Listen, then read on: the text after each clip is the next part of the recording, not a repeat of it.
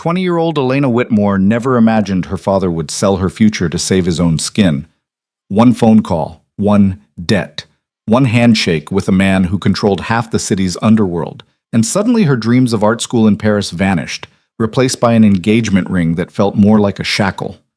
Adrian Volkov, 40 years old and ruthlessly powerful, now owned the contract to her life. But tonight, at their engagement party, Elena would discover something far more dangerous than being sold to a crime lord, the possibility that she might actually want to stay.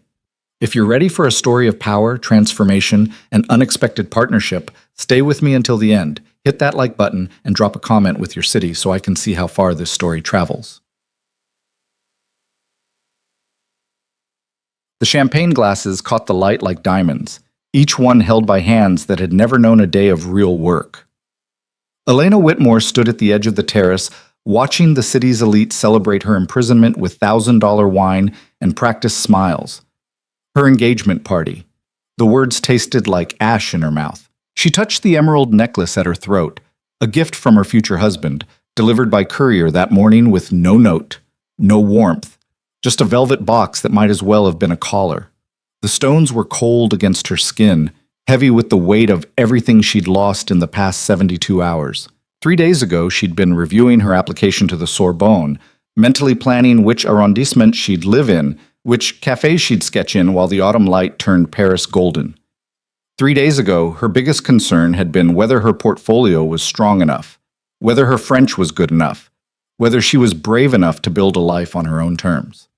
Now she was engaged to a man she'd met exactly once. "You look beautiful, darling." Her mother materialized beside her, all silk and diamonds and desperate eyes.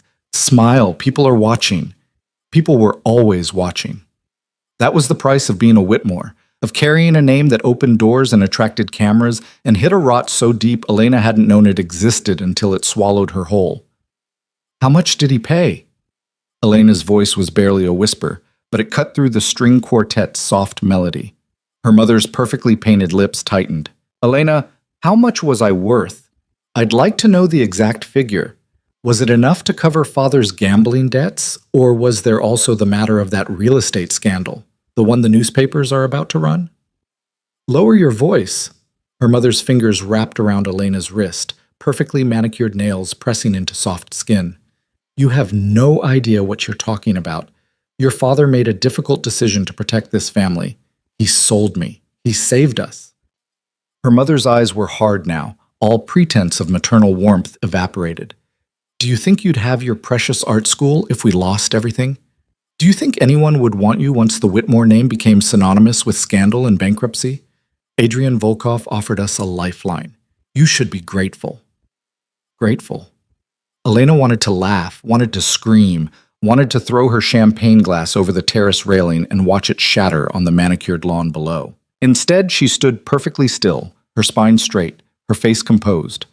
She'd learned early that Whitmores didn't make scenes.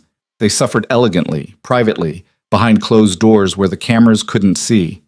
"When does he arrive?" Elena asked. "Soon." Her mother's grip loosened, satisfied that the rebellion had been contained. "And when he does, you will smile. You will be charming. You will make him believe this was your choice." "It wasn't. It doesn't matter. What matters is what people see, what they believe. The story we tell becomes the truth." Her mother smoothed an invisible wrinkle from Elena's cream-colored dress. "You'll understand someday. Sometimes we sacrifice our wants for the family's needs. That's what love is." She drifted away, back into the crowd of people who'd come to witness the spectacle, and Elena was alone again with her champagne and her rage, and the terrible understanding that no one was coming to save her. She'd have to save herself. But how? Her father controlled her trust fund, her mother controlled her reputation, and Adrian Volkov, a man she knew only through whispered rumors and newspaper photographs, now controlled her future. Elena had done her research in those frantic 72 hours. Late-night internet searches, old society pages, business journals that wrote about him in carefully neutral language because everyone knew what he really was, even if no one dared print it. Adrian Volkov, 40 years old, self-made empire, legitimate businesses on the surface, real estate, shipping, private security, and beneath it all, the kind of power that didn't appear in annual reports. He owned politicians. He owned judges. He owned pieces of the city that weren't supposed to be for sale, and now he owned her. The whispers started before she saw him. A ripple through the crowd, conversations pausing, heads turning toward the terrace entrance. Elena felt her heart hammering against her ribs as the string quartet faltered for just a moment before resuming their melody. He was late to his own engagement party. Of course he was. Men like Adrian Volkov didn't arrive on time. They arrived when they chose to, and everyone else waited. Elena turned slowly, champagne glass steady in her hand, even though everything inside her was trembling. She'd seen photographs, but they hadn't prepared her for the reality of him. Adrian Volkov moved through the crowd like a shark through water, silent, powerful, aware of everything around him. He wasn't handsome in the conventional sense. His face was too hard for that, carved from something unforgiving, with gray eyes that missed nothing and a mouth that looked like it had forgotten how to smile somewhere around age 12. He wore his tuxedo like armor. While other men at the party looked like they were playing dress-up in their father's clothes, Adrian looked like he'd been born in a suit, like formality was his natural state. Everything about him screamed control, power, danger. Their eyes met across the terrace. Elena had expected cruelty. She'd expected the cold assessment of property recently acquired. She'd expected him to look at her the way her father looked at investments, calculating value, measuring returns. Instead, she saw recognition, not attraction, not desire, but something far more unsettling. Adrian looked at her like he knew exactly what she was thinking, like he could see straight through the composed exterior to the fury and fear beneath, like he'd been expecting her rage and found it interesting.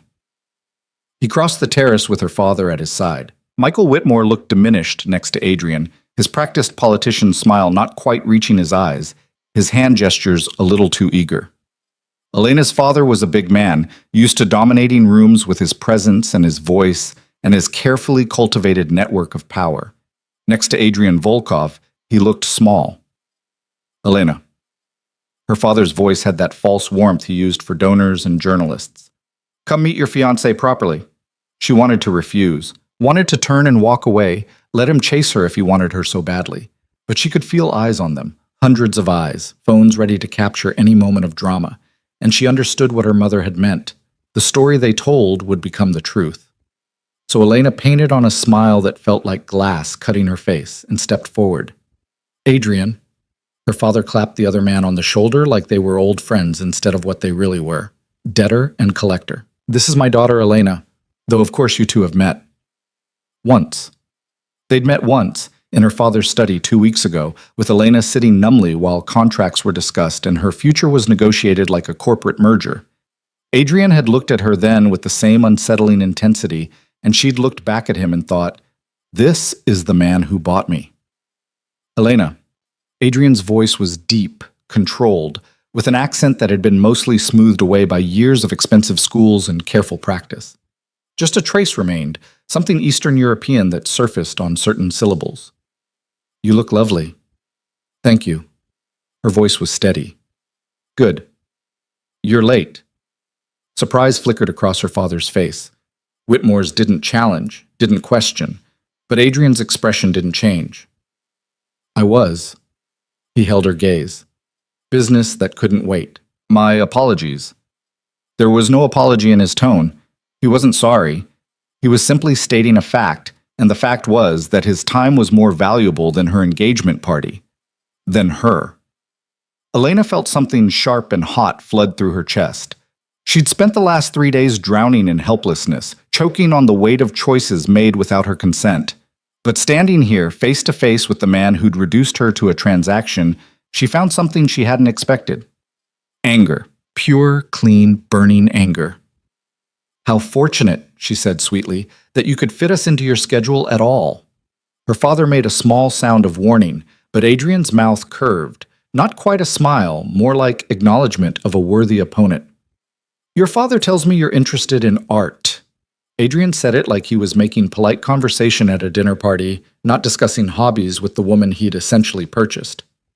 The Impressionists, specifically. I was planning to study in Paris, Elena kept her voice level.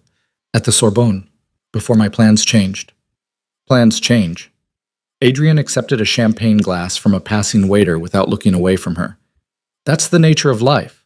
We adapt. Or we're forced to adapt. Is there a difference? Yes? Elena's fingers tightened on her glass. Choice.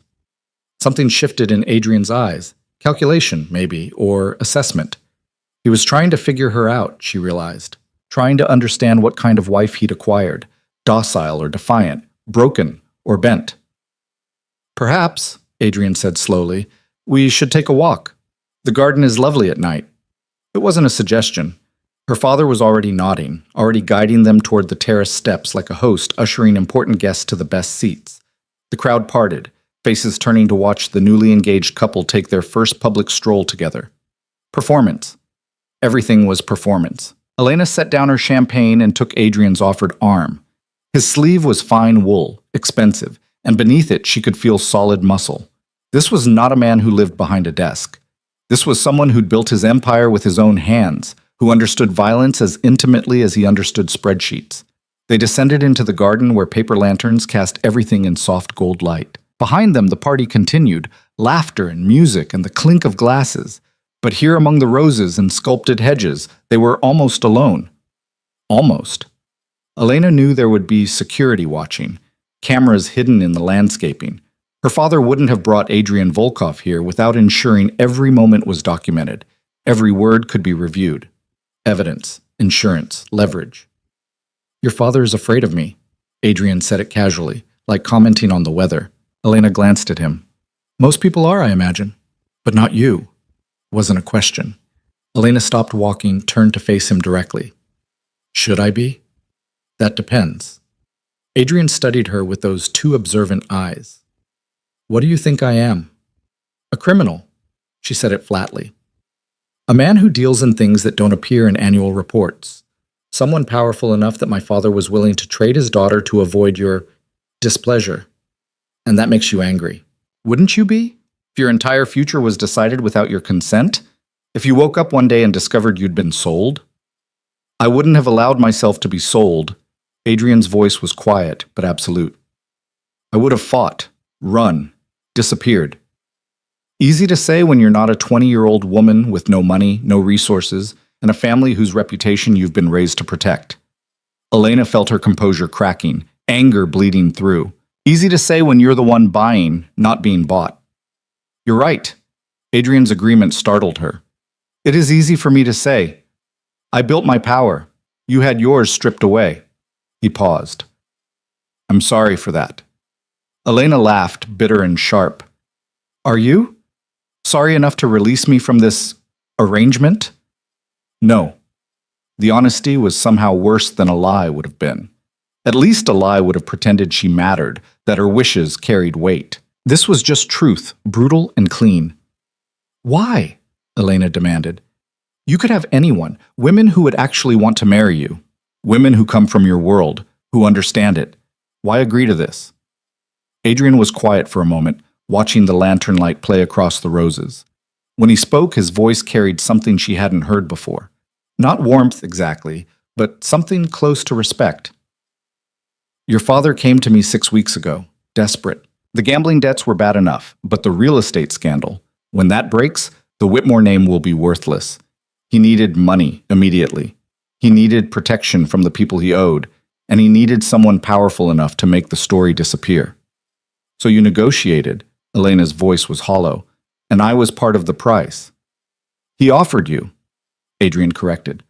I could have taken his businesses instead, his properties, his political connections, all of it. Why didn't you? Because I don't want a desperate, broken politician in my pocket. I want, he paused, choosing his words carefully, an alliance. Your family has legitimacy, connections that go back generations, access to circles I can't enter on my own, no matter how much money I have. And you, he turned to face her fully, you have something more valuable than any of that. What? Elena whispered. Intelligence, fire, the ability to think clearly under pressure. Adrian's gaze was steady. In the past 72 hours, you could have fallen apart, could have run to the media, caused a scandal that would embarrass your family and complicate my life considerably. Instead, you researched me, learned everything publicly available about who I am and what I do. Attended this party with perfect composure. Even now, you're not crying or begging. You're negotiating.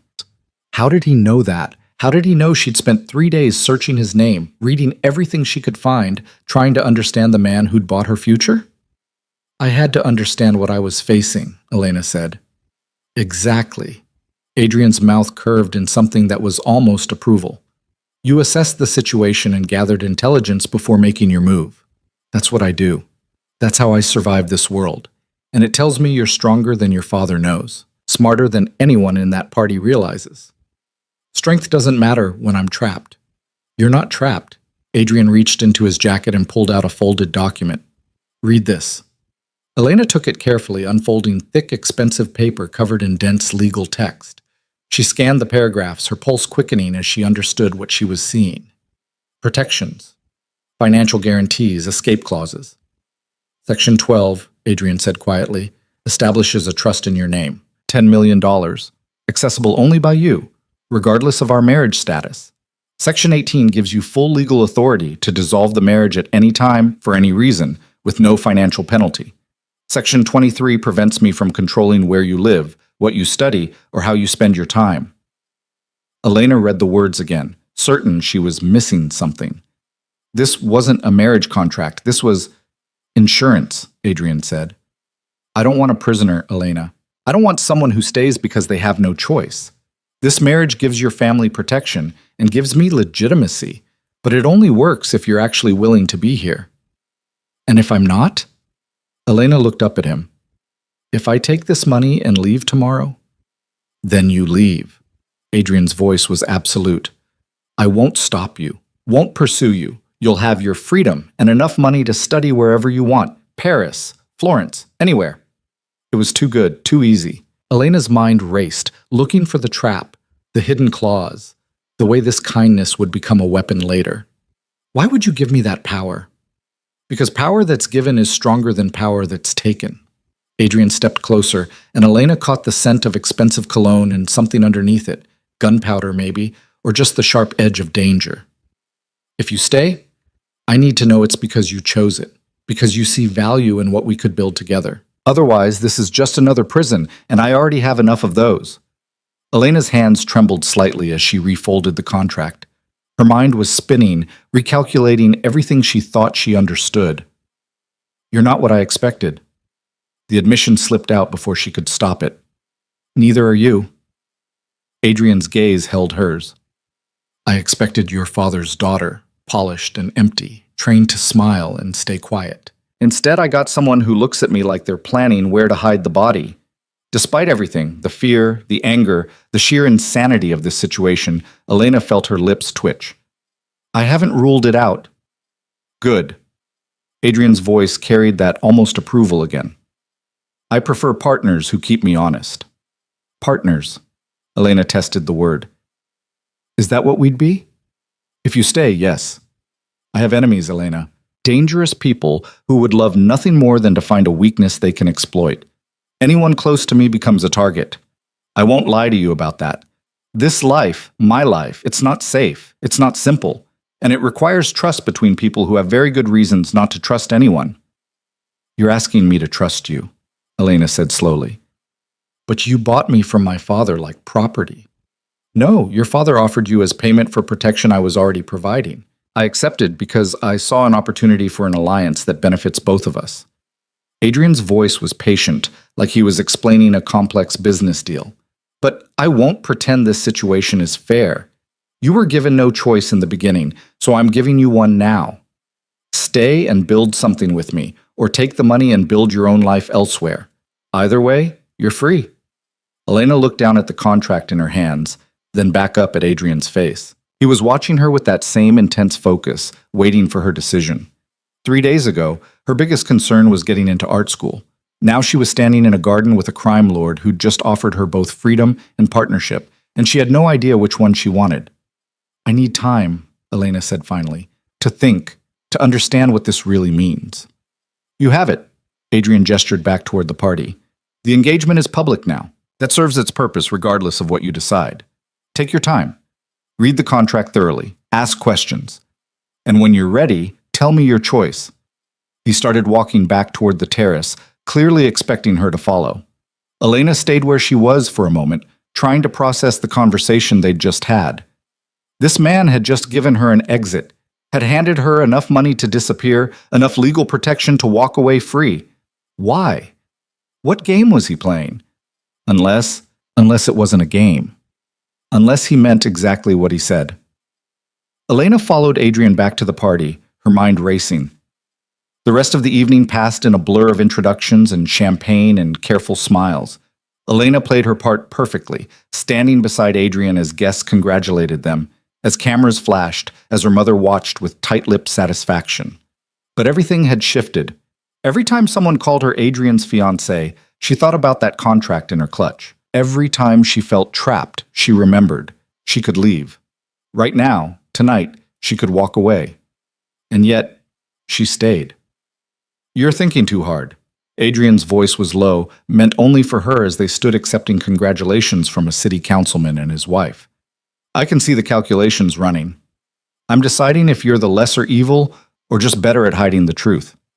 Elena kept her smile fixed. "Maybe both."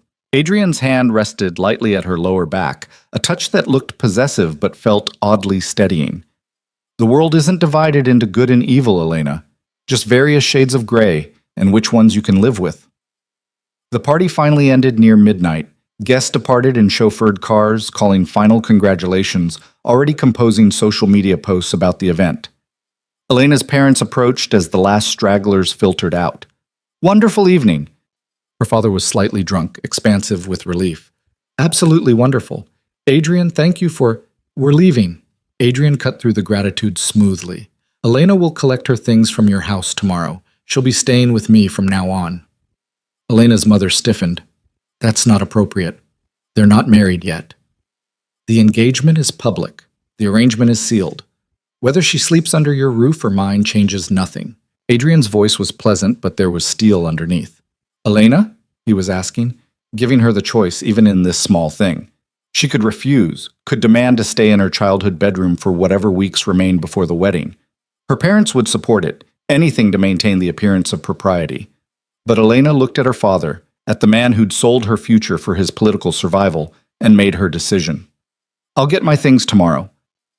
She met her mother's shocked gaze. "Tonight, I'm going with Adrian." The drive to Adrian's home was quiet. He dismissed his driver, choosing to operate the sleek black car himself. Elena watched the city lights slide past her window and wondered what kind of life she was driving toward. They left the manicured streets of her parents' neighborhood, wound through downtown where late-night bars were still glowing, and headed toward the coast. The road climbed steadily, becoming narrower and more isolated until finally they turned through gates that opened silently at their approach. Elena caught her breath. Adrian's house wasn't a house. It was a fortress carved into the clifftop, all glass and steel and stone, cantilevered over the ocean with lights that made it glow against the darkness. It was beautiful and intimidating, like everything else about him. "Welcome home," Adrian said it simply, like she'd always belonged here. He guided her inside through rooms that were more museum than residence. Everything was perfect, expensive, untouched. No photographs, no personal items, nothing that spoke of the man who lived here. "The guest wing is this way." Adrian led her down a hallway lined with original artwork, pieces Elena recognized from her art history classes, paintings that belonged in galleries, not private homes. "You'll have complete privacy. My rooms are in the opposite wing." He opened a door to reveal a suite that was larger than her entire apartment at school. Floor-to-ceiling windows overlooked the ocean. The furniture was elegant and impersonal, hotel quality. "There's clothing in the closet, toiletries in the bathroom. I took the liberty of having some things prepared." Adrian stood in the doorway, not entering her space. "If you need anything, there's a phone on the nightstand. Security is posted throughout the property, but they won't disturb you." "Adrian." Elena turned to face him. "What happens now?" "Now you rest. Tomorrow we talk. You read the full contract. You ask every question you need to ask, and you make your choice." He paused. "But tonight, you're safe. I promise you that." He closed the door quietly, leaving Elena alone in this beautiful, impersonal space. She walked to the windows, pressed her forehead against the cool glass, and looked out at the ocean below. Somewhere out there was Paris, Florence, all the dreams she'd built for herself. And here was what? A different kind of future? A partnership with a dangerous man who'd somehow seen through her anger to something he called strength? Elena pulled out the contract and began to read. She read through the night, reviewing every clause, every protection, every guarantee. As dawn began to paint the ocean pink and gold, she understood something her parents had never taught her. Power wasn't about control, it was about choice. And Adrian Volkov had just given her the only choice that mattered, the power to decide her own fate. The question was, what would she choose? Elena woke to the sound of waves crashing against cliffs and sunlight streaming through windows she'd forgotten to cover. For one disoriented moment, she thought she was back in her apartment near campus, that the past week had been nothing but a nightmare born of too much stress and too little sleep. Then she saw the ocean stretching to the horizon, the contract papers scattered across the bed where she'd finally fallen asleep reading them, and remembered. She was in Adrian Volkov's home. By choice, technically, though the word felt slippery and strange in her mind. A soft knock interrupted her thoughts. "Miss Whitmore?" A woman's voice, accented and professional. "I've brought breakfast. May I enter?" Elena pulled the silk robe she'd found in the closet tighter around herself. "Yes." The door opened to reveal a woman in her 50s, dark hair pulled back in a neat bun, carrying a tray that smelled like coffee and fresh pastries. She moved with the quiet efficiency of someone who'd spent years in service, setting the tray on the table by the window without making a sound. "I'm Irina." The woman's smile was warm, but her eyes were assessing, taking Elena's measure. "I manage the household. Mr. Volkov asked me to ensure you have everything you need." "Thank you." Elena sat down, suddenly aware of how hungry she was. She hadn't eaten at the party, too nervous to do more than hold a champagne glass. "This looks wonderful. There's fruit, pastries, eggs if you prefer them, coffee and tea." Irina gestured to each item. "Your belongings from your parents' house will arrive this afternoon. I prepared space in the closet, but if you need anything else—" "Irina," Elena interrupted gently. "How long have you worked for Adrian?" The older woman's expression shifted, becoming guarded. 15 years, miss. Then you know what he is, what he does." "I know, Mr. Volkov is a good employer who pays well and protects those who work for him." Irina's voice was careful. "I know he has given me and my family opportunities we would never have had otherwise. Beyond that, it's not my place to say." Loyalty. Even the household staff were loyal to him. Elena wondered what that said about Adrian, that he inspired such devotion from people who surely knew exactly what kind of empire they served. "Where is he?" Elena asked. "His study. He has calls scheduled throughout the morning." Irina moved toward the door. "He asked that you join him when you're ready. No rush." When Elena was alone again, she ate slowly, watching the ocean and trying to organize her thoughts. The contract had been real. Every protection, every escape clause, every guarantee exactly as Adrian had described. Her lawyer brain, the part of her that had been considering law school before settling on art, had searched for loopholes and found none. If she wanted to leave, she could. Today, tomorrow, any day. So why was she still here? Elena showered in the marble bathroom, dressed in the clothes that had been provided, expensive, perfectly her size, chosen by someone with excellent taste, and made her way through the house following Irina's directions. Adrian's study was at the far end of the main wing, behind a door that was slightly ajar. Elena could hear his voice before she saw him, speaking in rapid Russian to someone on the phone. She'd taken 2 years of Russian in high school, enough to catch fragments, something about shipping schedules and customs inspections and payments that needed to be expedited. She knocked softly. The Russian stopped mid-sentence. "Hold," Adrian said into the phone, then switched to English. "Come in." His study was the first room she'd seen that actually looked lived in. Books lined 2 walls, some in English, some in Russian, some in languages Elena didn't recognize. Papers covered the massive desk. Multiple computer monitors displayed various feeds, security cameras, stock tickers, news channels. A chess set sat on a side table, mid-game.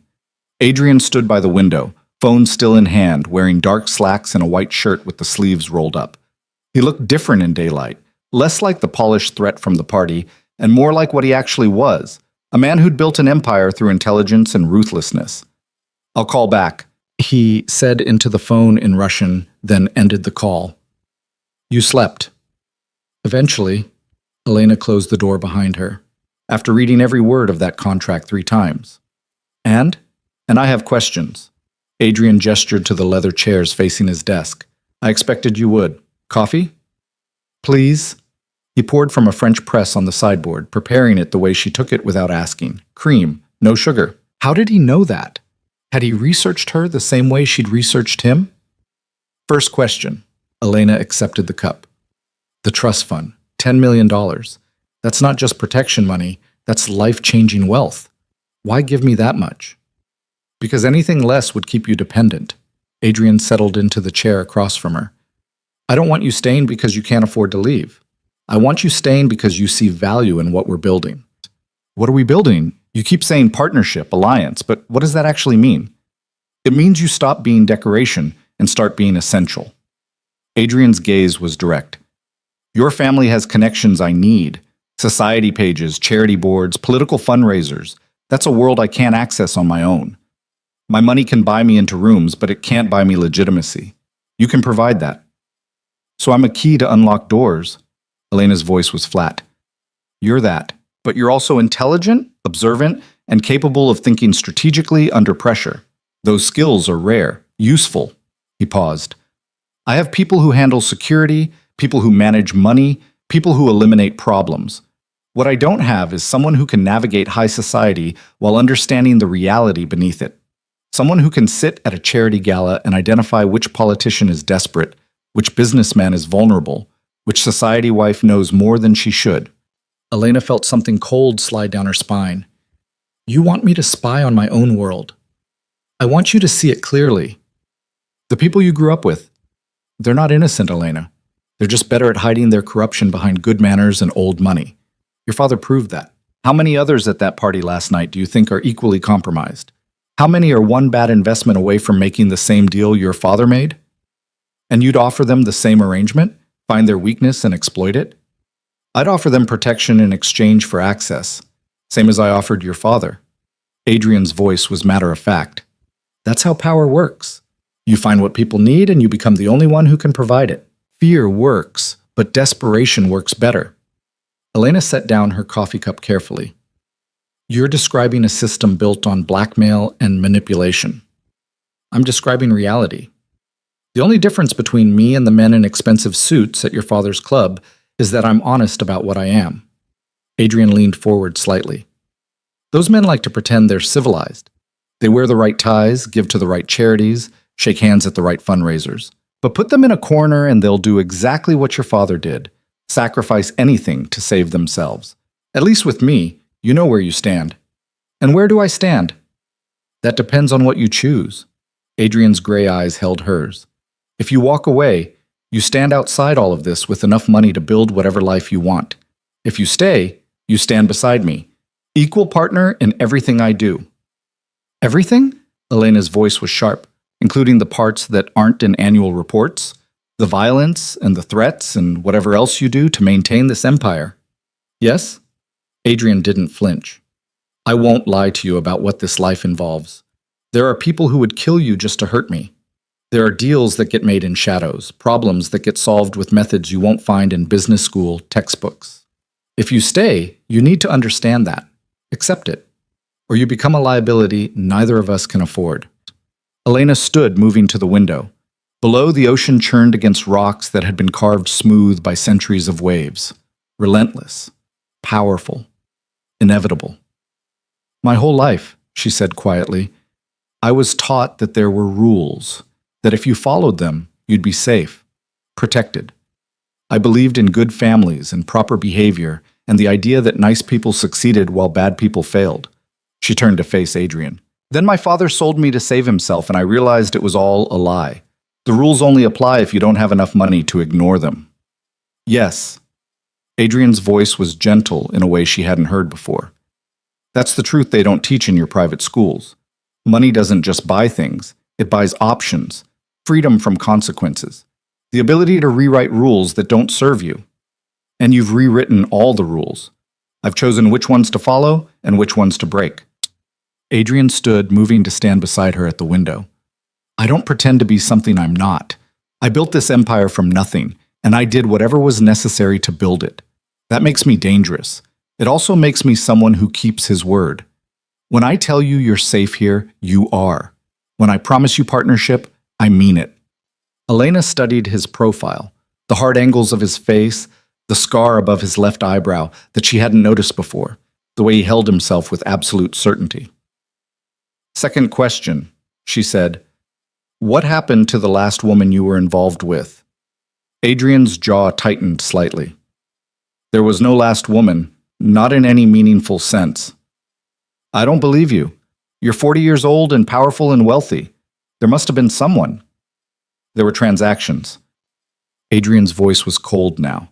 Arrangements that were mutually beneficial for defined periods of time, but no partners. No one I trusted with anything that mattered. Why not? Because trust is the most dangerous thing you can give someone in this world. He turned to face her fully. Every person close to you is a potential weapon your enemies can use. Every relationship is a vulnerability. I learned that early, and I've lived by it ever since. Until now, Elena said softly. You're trusting me. I'm giving you the opportunity to earn trust, Adrian corrected. There's a difference. Right now, you know surface things that I have money, power, connections. You don't know how the empire actually works. You don't know where the bodies are buried, literally or figuratively.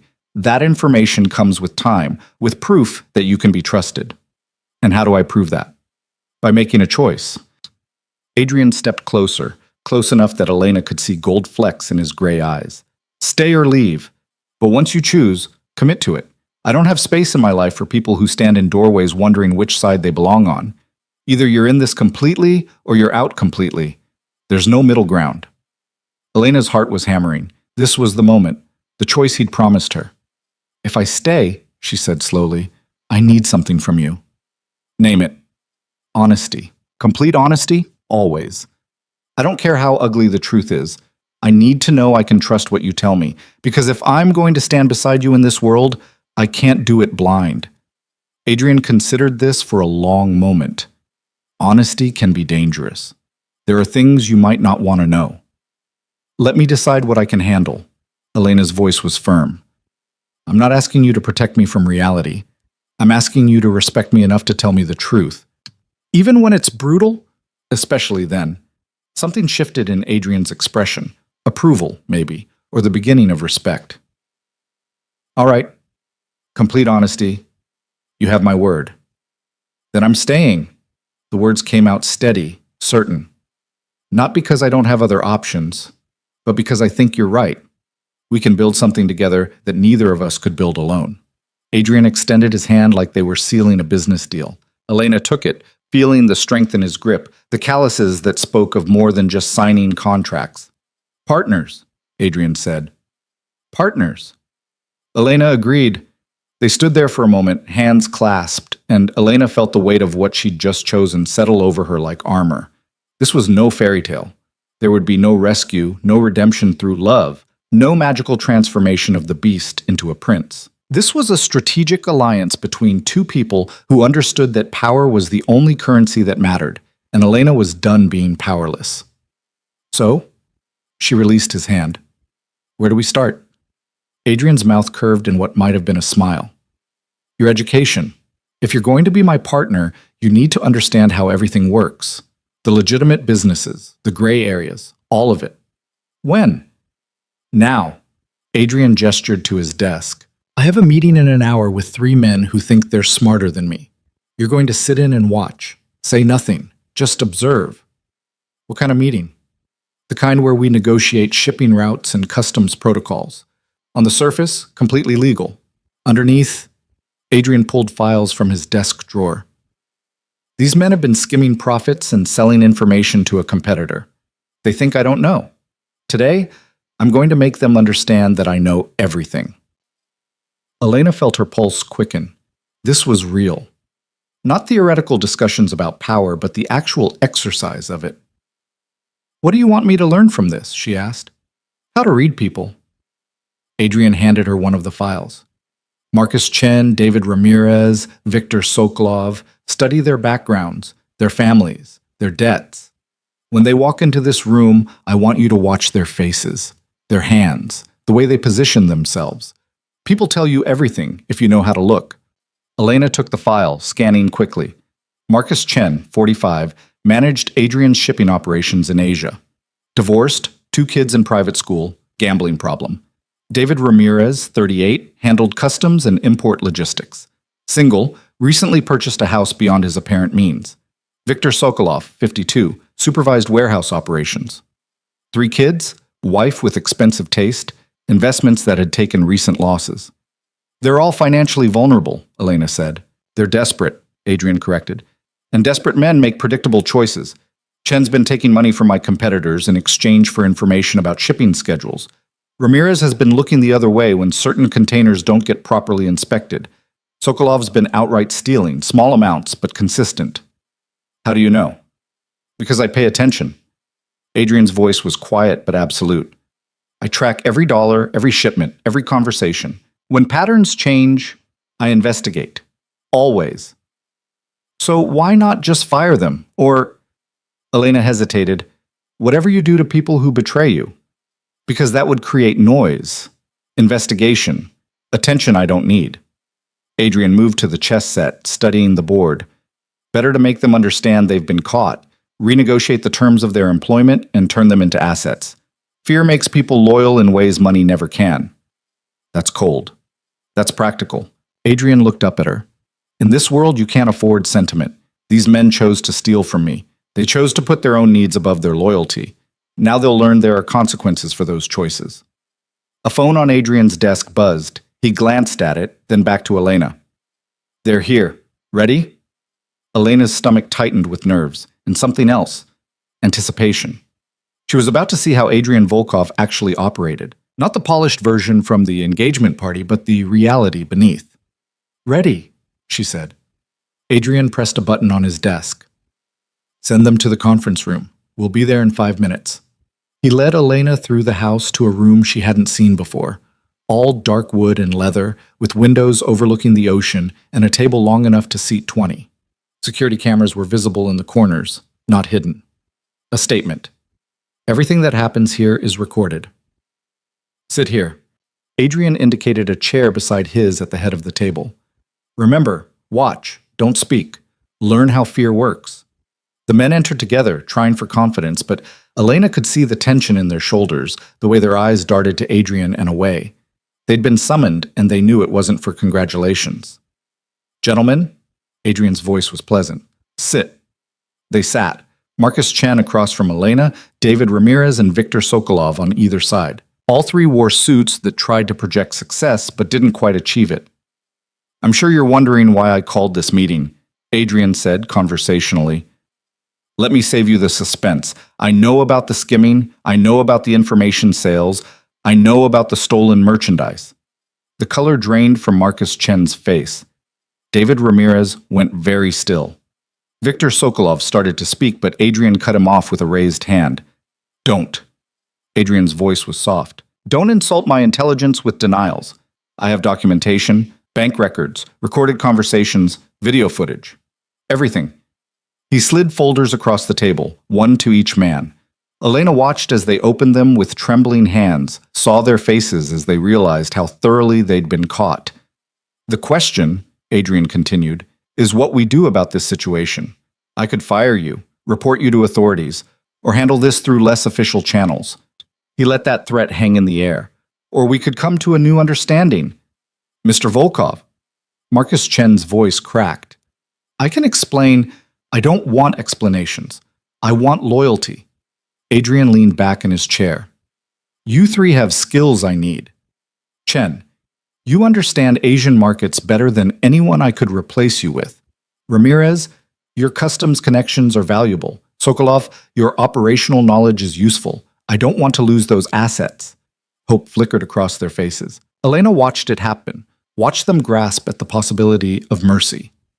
However, Adrian's voice hardened, the terms of your employment are changing. Your salaries are being cut by 30%. That money goes into an escrow account that you'll access when you retire, provided you remain loyal. Any future betrayal and you lose everything. The documentation I have on your current activities will be held as insurance. One wrong move and it goes to authorities. Are we clear? They nodded, terrified and grateful in equal measure. Also, Adrian wasn't finished. Each of you will provide monthly reports directly to me, not to your supervisors. To me. About operations, about potential problems, about anyone else who might be considering doing what you did. You're going to help me keep everyone else honest. He was turning them into informants. Elena understood the elegance of it. These men who'd betrayed him would now betray others to save themselves, and their fear would keep them honest. Do we have an agreement? Adrian asked. Yes, Marcus Chen said quickly. Yes, Mr. Volkov, thank you, I swear. Don't swear, just perform. Adrian stood. You're dismissed. Expect new contracts by end of business today. The three men practically fled from the room. When they were gone, Adrian turned to Elena. What did you see? Elena thought carefully. Chen was the most scared. He kept touching his wedding ring, family man, thinking about what he had to lose. Ramirez was calculating options the whole time, looking for an exit even while agreeing. Sokolov was just relieved. He thought you were going to kill him. Good observations. Adrian's approval was genuine. Chen will be loyal because he can't afford not to be. Ramirez will need watching. He's smart enough to be dangerous. Sokolov will do exactly what he's told because he's not creative enough to do otherwise. You scared them into submission. I gave them a choice between consequences they couldn't survive and terms they could live with. They chose survival. That's not fear. That's practicality. Adrian moved to the window. This is how the Empire works, Elena. Every person is an asset or a liability. You identify which one they are, and you respond accordingly. And me? Elena asked quietly. Which am I? Adrian turned to face her. That depends on what you do next. Right now, your potential. Tomorrow, next week, 6 months from now, you could be the most valuable asset I have. Or you could become a liability I have to eliminate. The threat was casual, matter of fact. Elena should have been terrified. Instead, she felt oddly steady. Then I'd better make myself valuable, she said. Yes. Adrian's gray eyes held hers. You'd better. The rest of the day passed in a blur of information. Adrian showed her the organizational structure of his empire, the shipping companies, the security firms, the real estate holdings. He explained how money moved through offshore accounts, how legitimate businesses provided cover for less legitimate operations, how everything was designed with redundancy so that no single point of failure could bring it all down. Elena's head spun with names and numbers and connections. This was so far beyond anything she'd learned in school, so much more complex than she'd imagined. By evening, she was exhausted. They ate dinner in Adrian's study, simple food brought by Irina, eaten while reviewing contracts and financial statements. That's enough for today, Adrian finally said, closing the last folder. You look like your brain is going to explode. It might, Elena rubbed her temples. How do you keep track of all of this? Practice, and very good people managing the details. Adrian poured whiskey for both of them.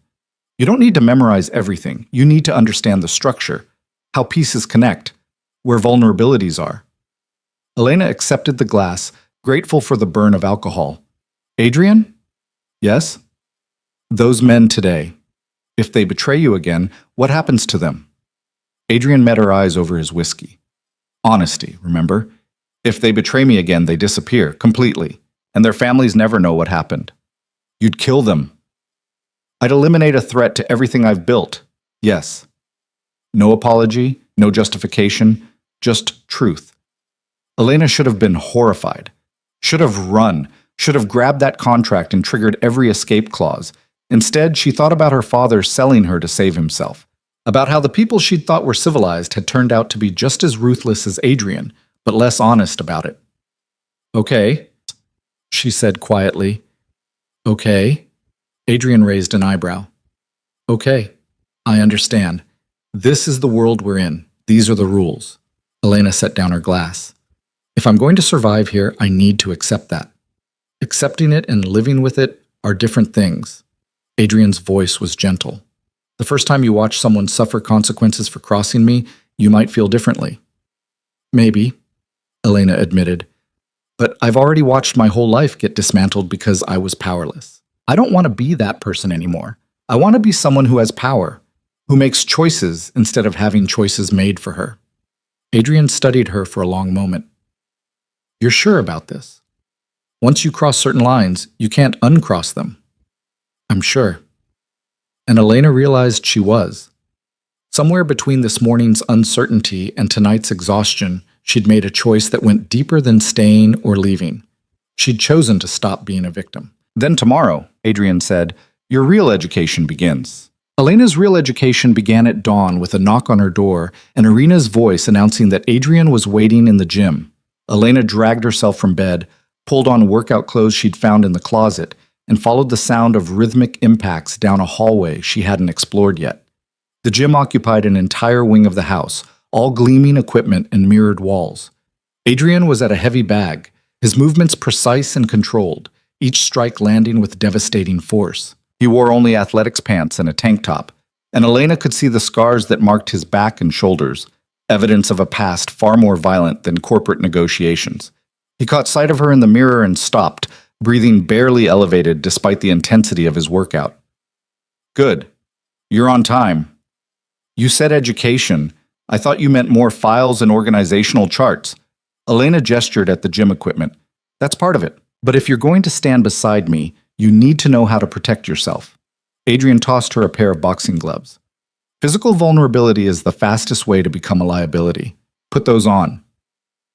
For the next 2 hours, Adrian taught her basics: how to stand, how to move, how to recognize threats, and create distance. He was a patient teacher, correcting her form with touches that were clinical and impersonal, pushing her past the point where her muscles screamed but never quite past the point where she'd break. Again, he held the practice mitt steady.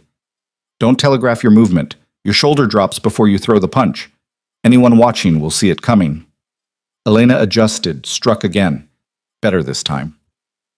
Why does it matter? She asked between breaths. You have security, armed guards everywhere. Security can be compromised. Guards can be bought, or killed, or simply make mistakes. Adrian lowered the mitts. The only person you can truly rely on to keep you safe is yourself. Remember that. They finished with stretching, and Elena's entire body felt like it had been thoroughly dismantled and poorly reassembled. Adrian looked like he'd barely warmed up. Shower and meet me in the library in 30 minutes, he said. Bring questions. Today we start on those parts of the empire that exist in shadows. The library was at the heart of the house, a 2-story room lined with books in multiple languages. Adrian had files spread across a massive oak table, each marked with names and locations. Elena settled into the chair beside him, still feeling the burn in her muscles from the morning's training. These are the operations that would send me to prison if anyone could prove them, Adrian said without preamble, pushing a file toward her. Shipping routes that move more than legal cargo. Real estate purchases that launder money from sources I can't acknowledge. Security contracts that provide cover for activities that aren't strictly defensive. Elena opened the first file. Shipping manifests, customs documents, all looking perfectly legitimate until you understood what to look for. The inconsistent weights, the vague cargo descriptions, the routes that made no economic sense unless you were moving something that couldn't be declared. You're smuggling, she said. I'm facilitating transport for clients who need discretion. Sometimes that's art collectors avoiding taxes. Sometimes it's people fleeing countries where they're not safe. Sometimes it's materials that fall into legal gray areas depending on jurisdiction. Adrian's voice was neutral. I don't ask questions I don't want answered. But you know what you're moving. I have suspicions. I make calculated decisions about acceptable risk. He pulled another file. This is different. These are my legitimate concerns. The real estate development company, the private security firm that provides bodyguards for executives and celebrities, the shipping business that moves legal cargo efficiently. Their cover. Elena understood. The legitimate operations provide infrastructure and explanations for everything else. They're both. The legitimate businesses are profitable on their own. But yes, they also provide essential cover and access. Adrian stood, moved to the window overlooking the ocean. The art of building an empire like mine is integration. Everything connects. Everything serves multiple purposes. That way, when investigators come, and they always come eventually, they find successful businesses with proper paperwork and no smoking guns. Have they come? Investigators? 3 times in the past decade. FBI? Once. State Task Force? Twice. They interviewed employees, reviewed records, found nothing they could prosecute. Adrian's smile was cold. Because I'm very good at what I do. And because I have lawyers who are better at their jobs than the government attorneys are at theirs. Elena spent the morning reviewing files, asking questions, slowly understanding the intricate machine Adrian had built. Every business connected to every other business. Money flowed through offshore accounts and shell corporations, always moving, never staying still long enough for anyone to trace it completely. "This is brilliant," she said finally. "Morally questionable, possibly illegal, but absolutely brilliant." "Thank you."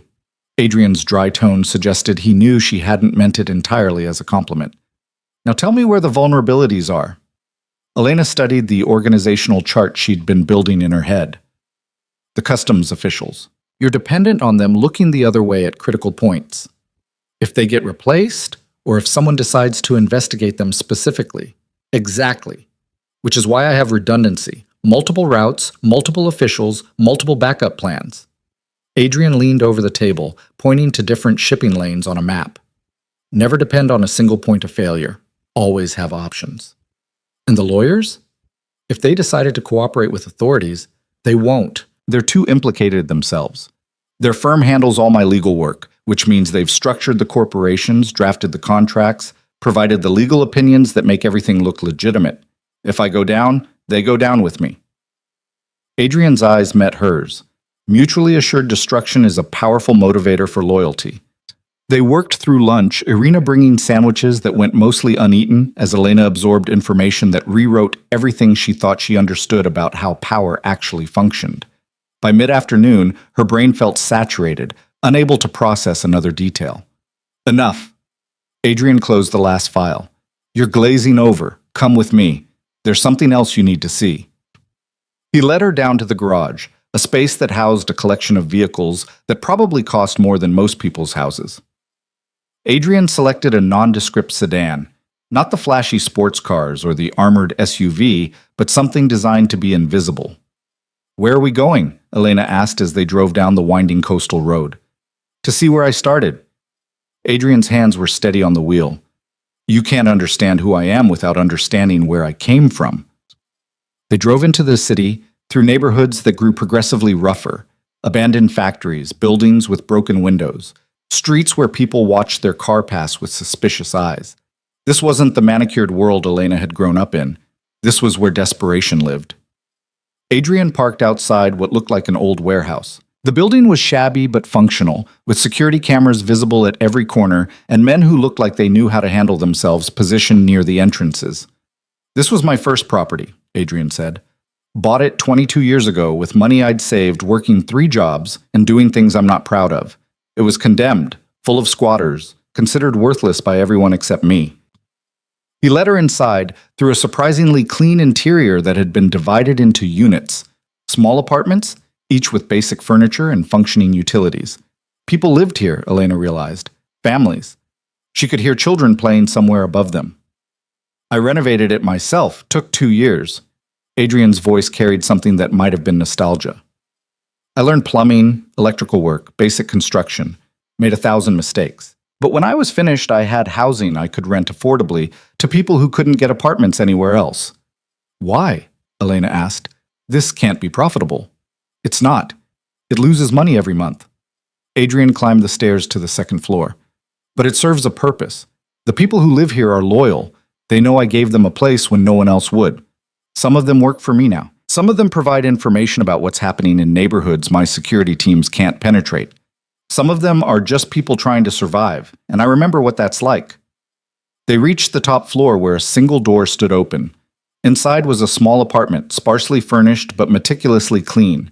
Adrian stood in the doorway, not entering. "This is where I lived for 5 years. 1 room, shared bathroom down the hall, no heat in winter." His voice was distant. "I was 18 when I came to this country. No family, no connections, barely spoke English. Everything I have, I built from here." Elena looked at the small space, trying to imagine Adrian as a desperate teenager instead of the powerful man beside her. "What happened to your family?" "Dead." The word was flat, final. Russia in the 90s was violent.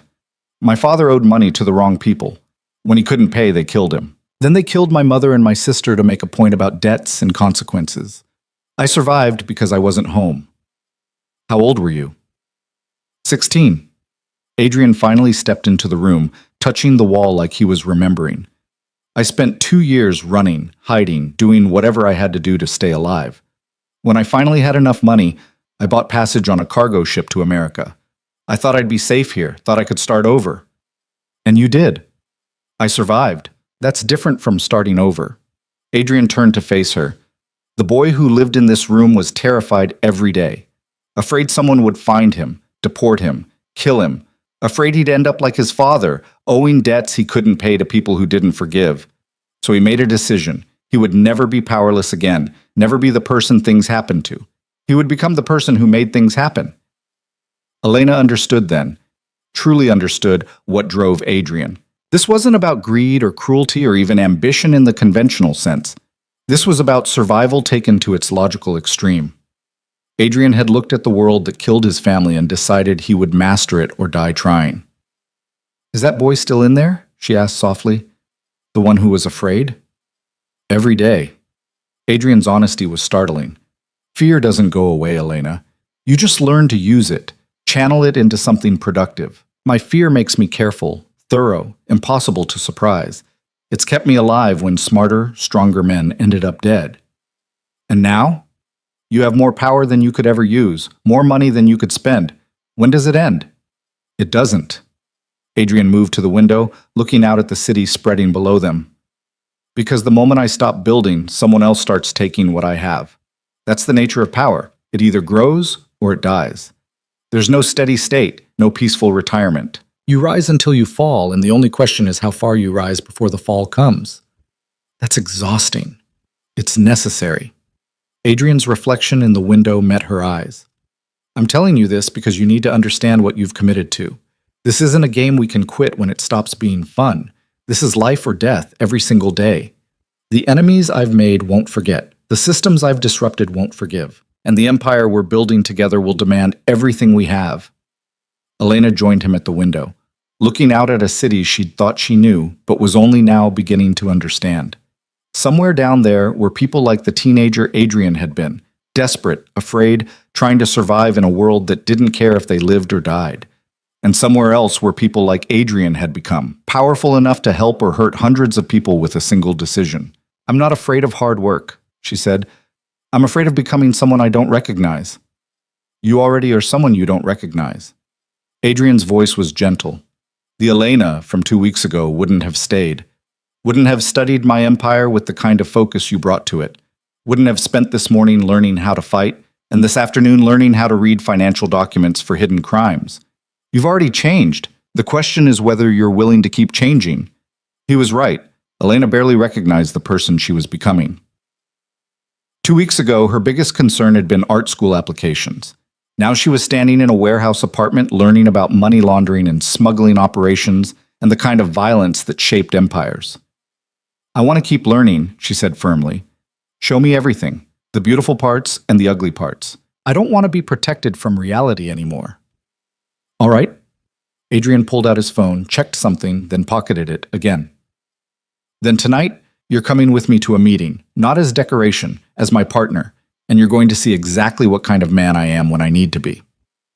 They drove back to the house in silence, Elena processing everything she'd learned. The scared boy and the powerful man existed in the same person, fear and control intertwined so completely they couldn't be separated. She wondered what that did to someone over 22 years, whether you could maintain that kind of vigilance without losing essential pieces of yourself. Evening found Elena in her room, dressing for whatever meeting Adrian had planned. She'd learned to trust the clothes that appeared in her closet. Irina had impeccable taste and seemed to understand instinctively what each situation required.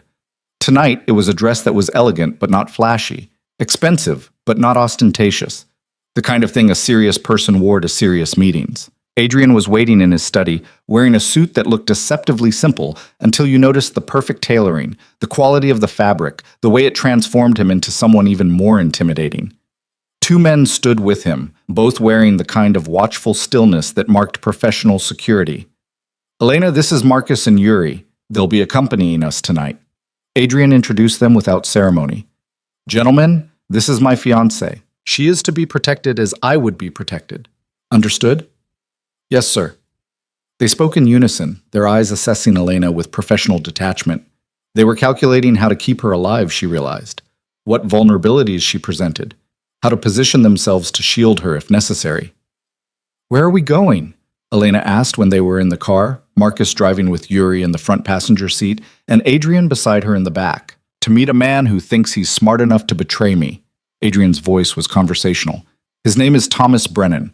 He runs my East Coast operations, or he did until 3 days ago when I discovered he's been selling information to the Volkov family." "You're related to them?" "Distantly. They're the organization that killed my family." Adrian's tone didn't change, but Elena felt ice slide down her spine. "They've been trying to move into my territory for years. Brennan decided his loyalty was negotiable. Tonight, I'm going to renegotiate the terms of his employment." The restaurant was exclusive, the kind of place that didn't advertise and didn't welcome anyone who wasn't known to management.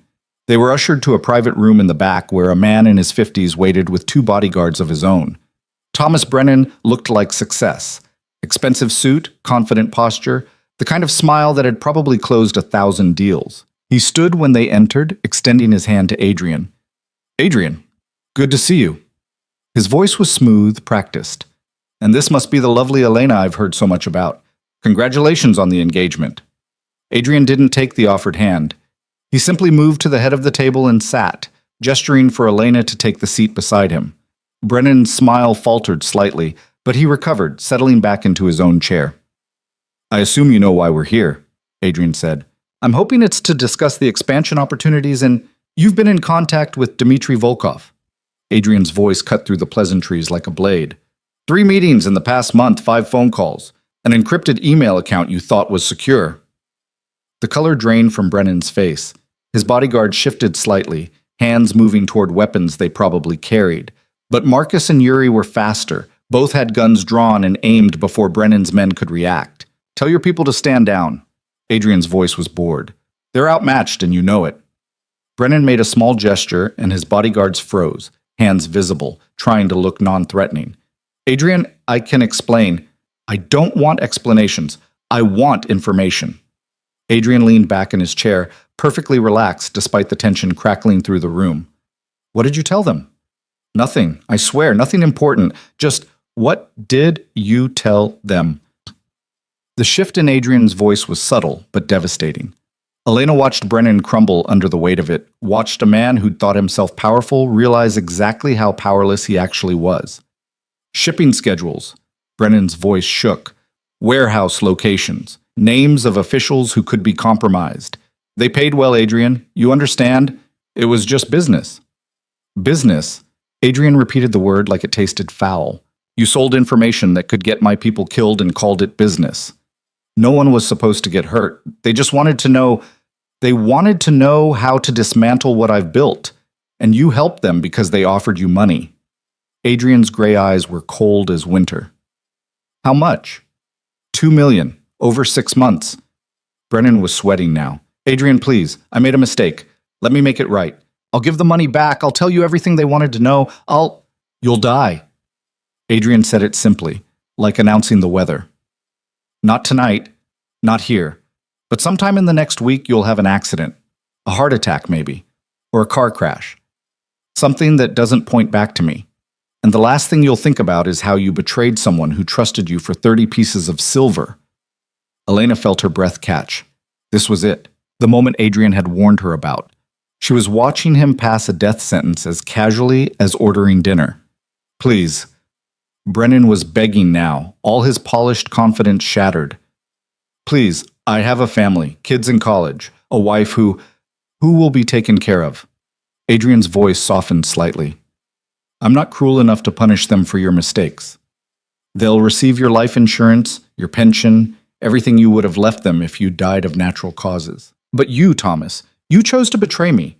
You chose to put everyone in my organization at risk. Actions have consequences." "Adrian, I'm begging you, son, tell me everything." Adrian's tone became businesslike. "Every conversation with Dmitry Volkov, every piece of information you provided, every question they asked, give me all of it, and I'll make sure your death is painless. Hold back even one detail, and it won't be." Elena watched Brennan break completely, watched him spill every secret in exchange for the mercy of a quick death. It took 20 minutes. When he was finished, he sat slumped in his chair, tears streaming down his face.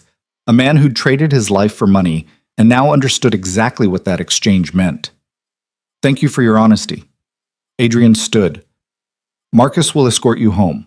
Spend the next few days with your family. Make sure everything is in order. And Thomas? He paused at the door. I truly am sorry it came to this. You were good at your job once. You should have stayed that way.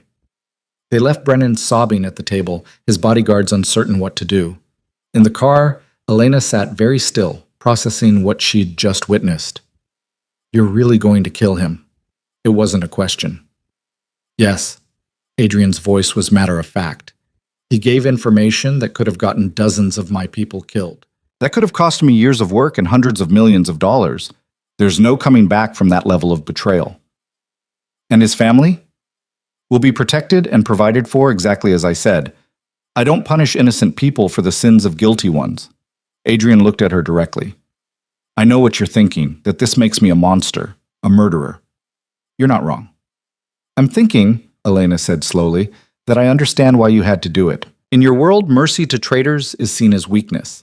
If Brennan lived, others would think betrayal was survivable. They'd take the risk. Exactly. Adrian's voice carried something that might have been approval or might have been sadness. This is the price of power, Elena. Sometimes you have to do monstrous things to protect what you've built, and you have to be willing to live with that afterwards. To wake up every morning knowing the blood on your hands will never wash clean. How do you live with it? By remembering why it's necessary, by protecting the people who've stayed loyal, by making sure that every terrible thing I do serves a purpose. Adrian was quiet for a moment, and by accepting that I'm not a good man, I'm an effective one. There's a difference. Elena thought about the warehouse apartment, about the teenager who'd lost his family to violence and debt, about the man who'd built an empire from nothing and maintained it through fear and ruthlessness, about the complicated truth that sometimes people were both victims and villains, and the line between them was thinner than anyone wanted to admit. I'm still here, she said finally, still choosing this. Does that make me a monster too? It makes you someone who understands how the world actually works. Adrian's hand found hers in the darkness of the car. Not everyone can handle that understanding. Most people prefer comfortable lies to uncomfortable truths. The fact that you're willing to see reality, that takes a kind of strength most people don't have. They rode the rest of the way in silence, hands clasped, two people who'd chosen each other, not despite the darkness, but because of their willingness to acknowledge it. Back at the house, Elena stood in her room, looking out at the ocean and thinking about everything she'd learned. The empire, the violence, the calculated cruelty that kept it all functioning. She should have been horrified, should have grabbed that contract and triggered every escape clause. Instead, she felt something else, understanding, acceptance, and beneath it all, a growing certainty that she belonged here in this world of shadows and power. She was becoming someone new, someone harder, someone willing to make difficult choices and live with the consequences. Someone who could stand beside Adrian Volkov and not flinch when the darkness came.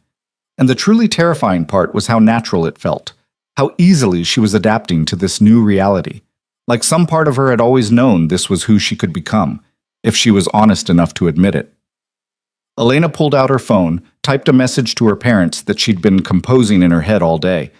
I'm not coming back. This is my choice. Stop trying to save me from something I've chosen. I'm exactly where I belong. She sent it before she could reconsider, then turned off her phone and watched the city lights flicker in the distance like fallen stars. Tomorrow, her education would continue. Tomorrow, she would learn more about the empire she was helping to build and protect.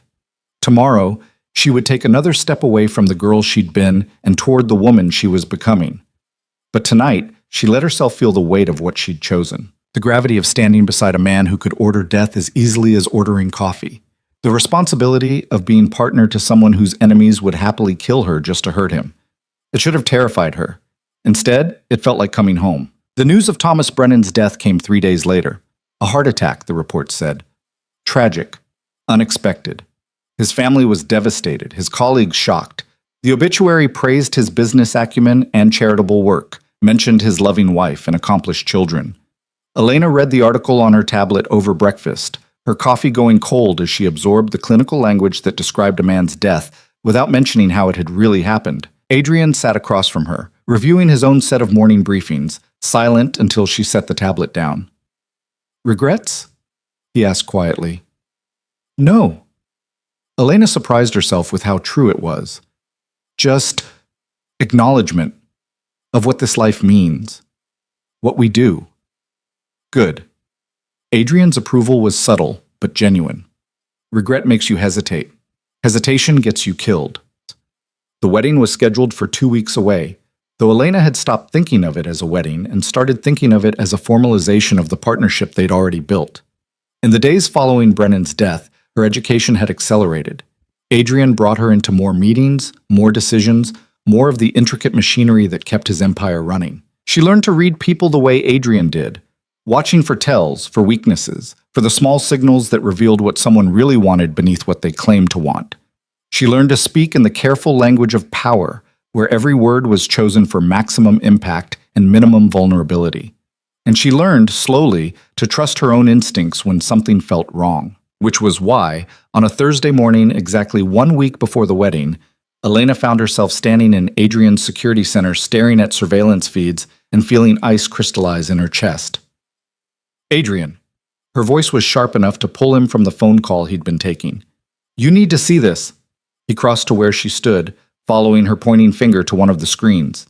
2 men in business suits standing at the main gate speaking to security. They looked ordinary enough, mid-30s, professional, the kind of people who could be salesmen or lawyers or any number of legitimate visitors. Except Elena recognized one of them. "The one on the left," she said. "Dmitry Volkov's nephew. I saw his photograph in the files you showed me last week." Adrian's expression didn't change, but Elena had learned to read the subtle shifts in his posture, the slight tension in his shoulders, the way his hands went very still. He was calculating, processing, planning. "How confident are you?" he asked. 90%. The angle's not perfect, but the facial structure matches. And look at his stance, military training, same as the other Volkov operatives in your files. Adrian pressed the intercom. "Marcus, the 2 men at the gate. Detain them, politely. Tell them I'll be available for a meeting in 20 minutes and escort them to the east waiting room." "Copy that." Marcus's voice crackled back. Adrian turned to Elena, something like pride flickering in his gray eyes. "Good catch. Most people wouldn't have made that connection. You taught me to pay attention." Elena watched the screens as security surrounded the 2 men, all smiles and professional courtesy, while making it clear they weren't leaving. "What are they doing here?" "Testing our defenses, seeing how close they can get, maybe planning something more aggressive." Adrian pulled up additional camera feeds, tracking the men's approach to the property. "The question is what they hope to accomplish." "They know about the wedding," Elena said slowly. "It's been all over the society pages. Photo shoots, guest lists, venue details, everything public and documented. Which makes it a perfect opportunity for them to send a message." Adrian's voice was grim. "Either through disruption or something more permanent." Elena felt her pulse quicken. "You think they'll attack during the ceremony?" "I think they're looking for any vulnerability they can exploit. The wedding is public, high profile, with hundreds of witnesses. It would be bold to the point of suicide to attempt anything there directly." Adrian pulled up blueprints of the venue, a historic mansion with gardens that had hosted 100 society weddings. "But bold plays get attention, make statements that can't be ignored." "So we cancel," Elena said. "Move it somewhere private, somewhere you control completely." "We don't cancel." Adrian's voice was firm. "That shows fear, weakness. And it tells them they can influence our decisions. No, we proceed exactly as planned, but we prepare for every possible scenario." He spent the next hour on the phone, his voice never rising, but the intensity of his instructions making it clear this was a crisis. Additional security teams mobilized. Background checks intensified on every vendor, every guest, every person who would be anywhere near the venue. Contingency plans developed for evacuations, lockdowns, armed response. Elena watched him work, fascinated by the precision of it. Adrian didn't panic or rage or make grand gestures. He simply identified problems, assigned resources, and moved methodically through every potential vulnerability until he'd armored them all.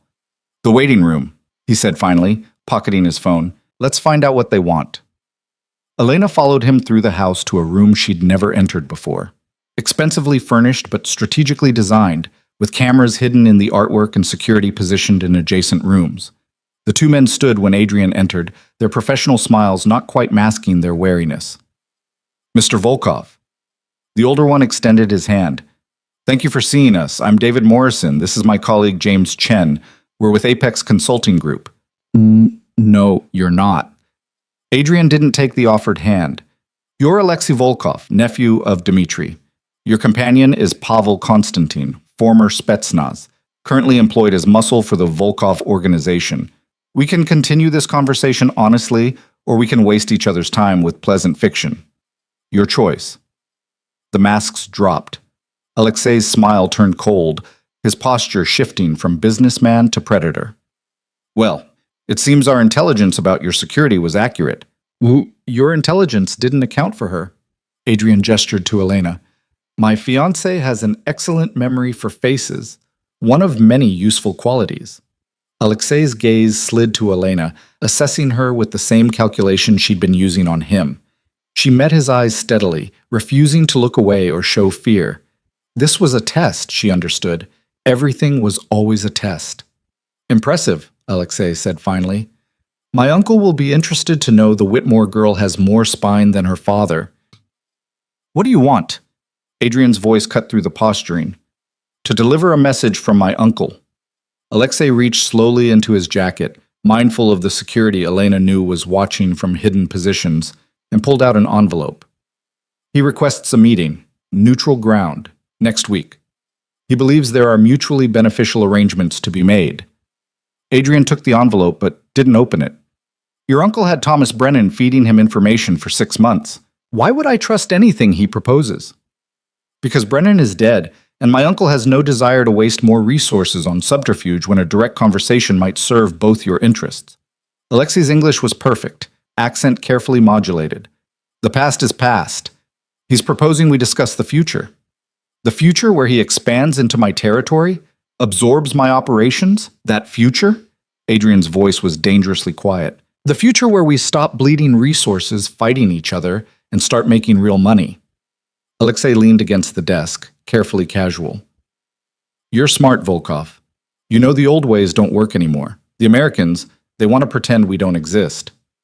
Fine. We exist quietly.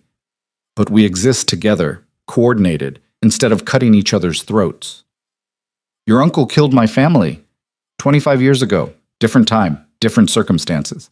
Alexei spread his hands. Neither of us can change the past, but we can choose whether to let it control our future. My uncle is offering peace, partnership, a way forward that doesn't end with one of us dead.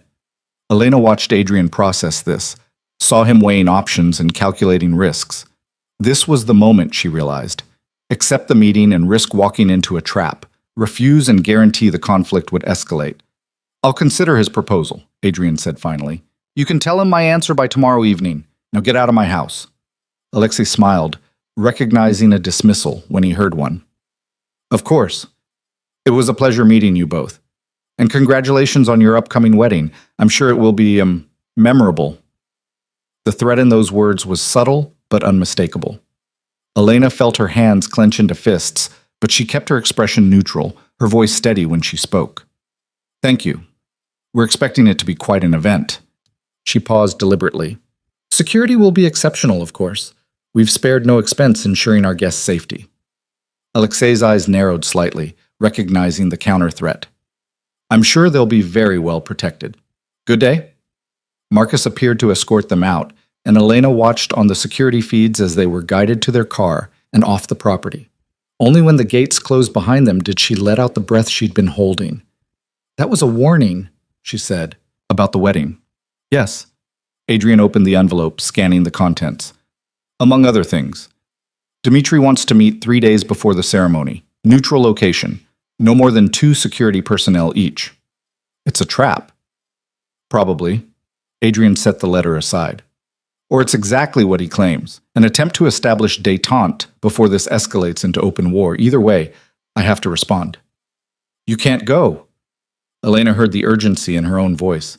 Adrian, he killed your family. This is the man who murdered your parents and your sister. You can't trust anything he offers. I don't trust him, but I trust my ability to assess situations and extract myself if necessary. Adrian moved to the window, looking out at grounds that were beautiful and deadly, every inch monitored and protected. If I refuse the meeting, I look weak, afraid. It emboldens him and everyone else watching this situation. If I go, I gather intelligence about what he's actually planning and buy time to prepare our own countermeasures. Then I'm coming with you. Elena said it firmly, no room for argument. Absolutely not. You said partnership, you said equal. That means I don't sit safely at home while you walk into potential danger. Elena crossed to stand beside him. Besides, you need me there. Dmitri will expect fear or anger from you. He won't expect rational negotiation supported by someone who can read the room and provide objective assessment. He'll see you as a vulnerability he can exploit. Let him try. Elena's voice was hard. I've spent the last 3 weeks learning from you.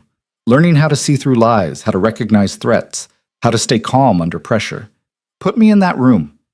Let me prove I'm actually your partner, not just someone you're protecting. Adrian studied her for a long moment, his gray eyes searching her face for doubt or fear. Elena held his gaze, letting him see the certainty she felt. This was who she'd become, someone who ran toward danger instead of away from it, because hiding meant staying powerless. One condition, Adrian said finally. You follow my lead completely. If I tell you to leave, you leave. If I tell you to stay silent, you stay silent. No questions, no hesitation. Agreed? Agreed. Then you're coming with me. Adrian pulled out his phone, already planning. We have 3 days to prepare. That means research, strategy, contingencies for every scenario I can imagine, and you're going to help me build them all. The next 72 hours passed in a blur of preparation. Elena learned everything available about Dmitri Volkov, his background, his operations, his known associates, his weaknesses. She studied negotiation tactics and threat assessment. She practiced staying calm while Adrian's security team ran scenarios that ended in violence, teaching her how to recognize the moment before shots were fired, how to create distance, how to survive. She also planned her wedding, because life didn't stop for death threats and dangerous meetings. Flowers were selected, seating charts finalized, menu tastings completed. The surreal juxtaposition of choosing between roses and peonies while learning to identify potential assassins in a crowd would have broken Elena 2 weeks ago. Now it felt almost natural. The night before the meeting with Dmitri, Adrian found Elena in the library reviewing surveillance photos of Dmitri's known operatives. She'd been at it for hours, memorizing faces until she could identify them instantly. You should rest, he said quietly. I will. After I finish this set. Elena didn't look up. If any of these people are at the meeting location, we need to know immediately. Adrian settled into the chair beside her, watching her work. You've changed.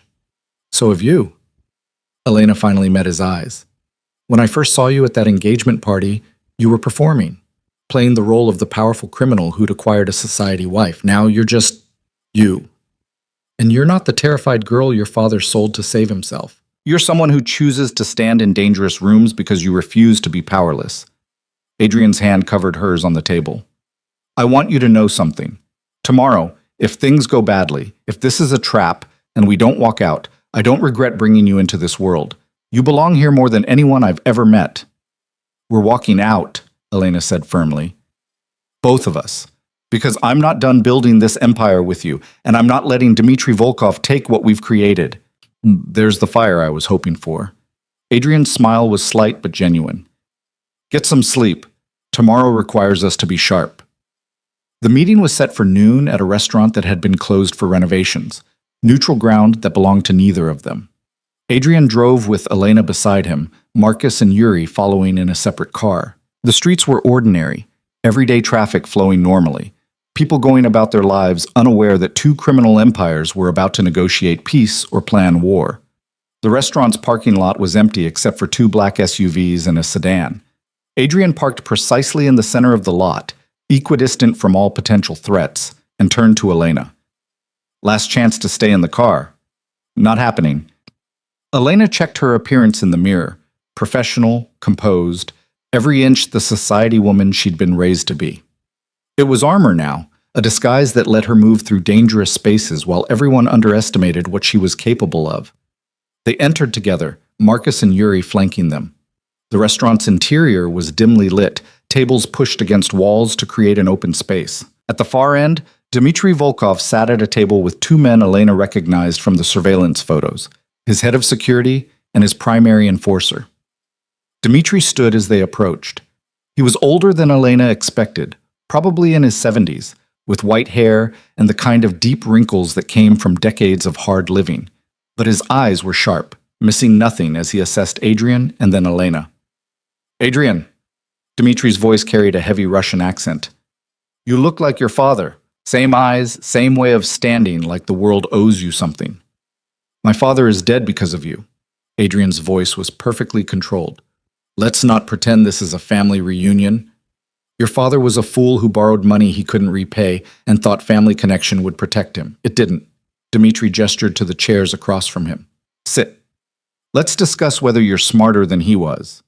They sat, Elena positioning herself so she could watch both Dmitry's men and the exits.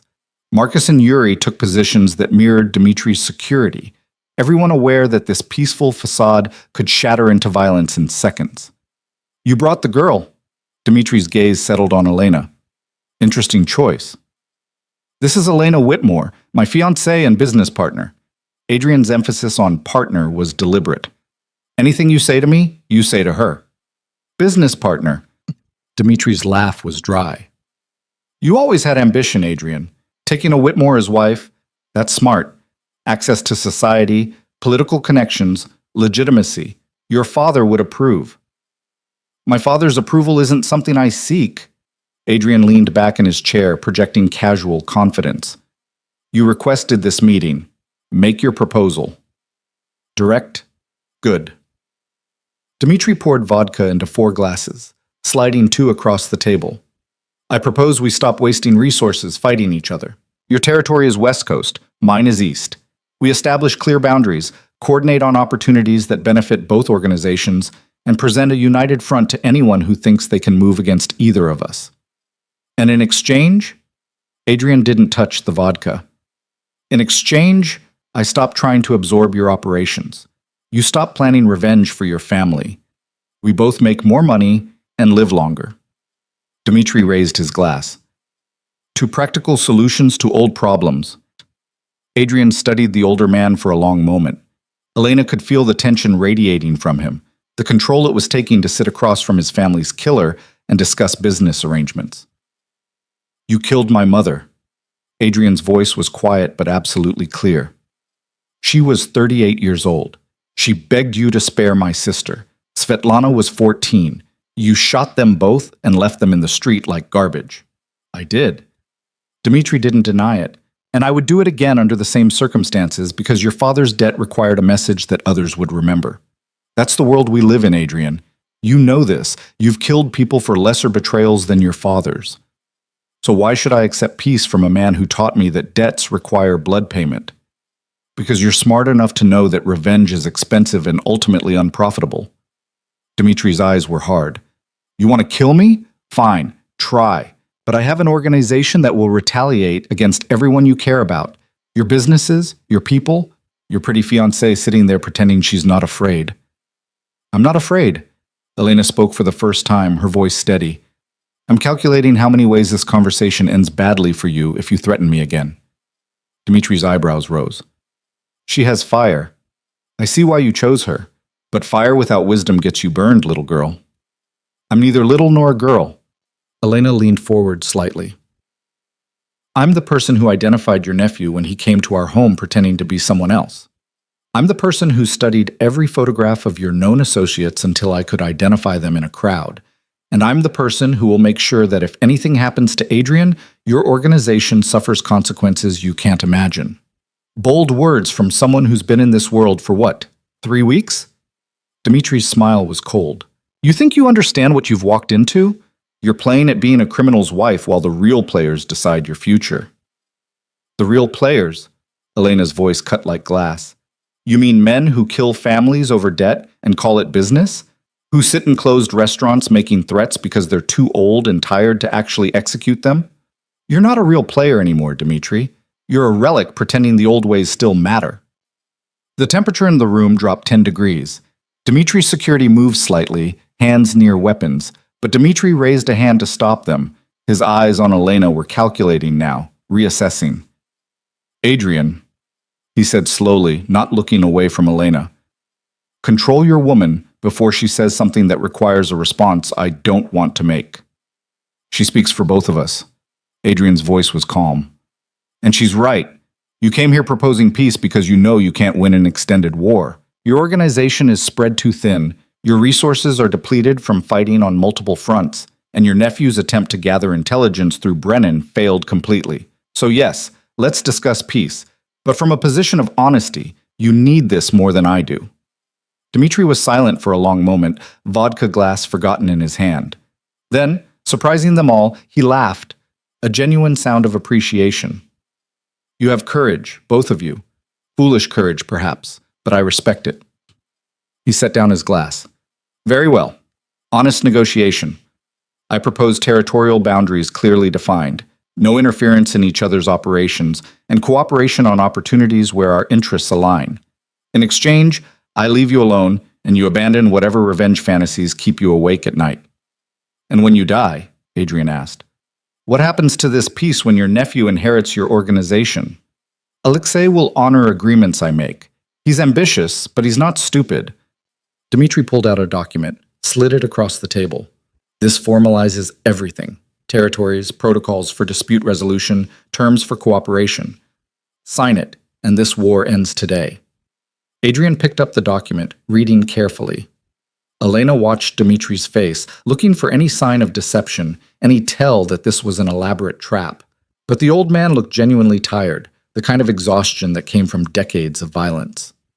There's a clause here, Adrian said slowly, about successors. It says if either of us dies, our organizations honor the agreement for 5 years minimum before any renegotiation.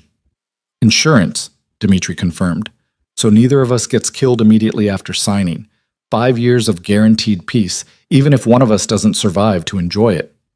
It was smart, Elena realized. Self-interest aligned to create stability. Both men protected by their agreement even after death. I want one addition, Adrian said. Elena is named specifically as my successor if anything happens to me. Your organization treats her with the same respect and cooperation you show me. Done. Dmitri nodded to one of his men, who produced a pen. Any other modifications? The shipping routes in Section 7 need clarification, and the dispute resolution process should include a neutral third party, not just direct negotiation. They spent the next hour revising language, adjusting terms, building a framework for peace between two organizations that had been enemies for decades. Elena watched Adrian work, fascinated by how he negotiated, patient, thorough, missing no detail. This was the businessman beneath the criminal, the strategic mind that had built an empire from nothing. Finally, the document was complete. Adrian read it once more, then picked up the pen. To practical solutions, he said, echoing Dmitri's earlier words, and signed his name. Dmitri signed as well, witnessed by their respective security.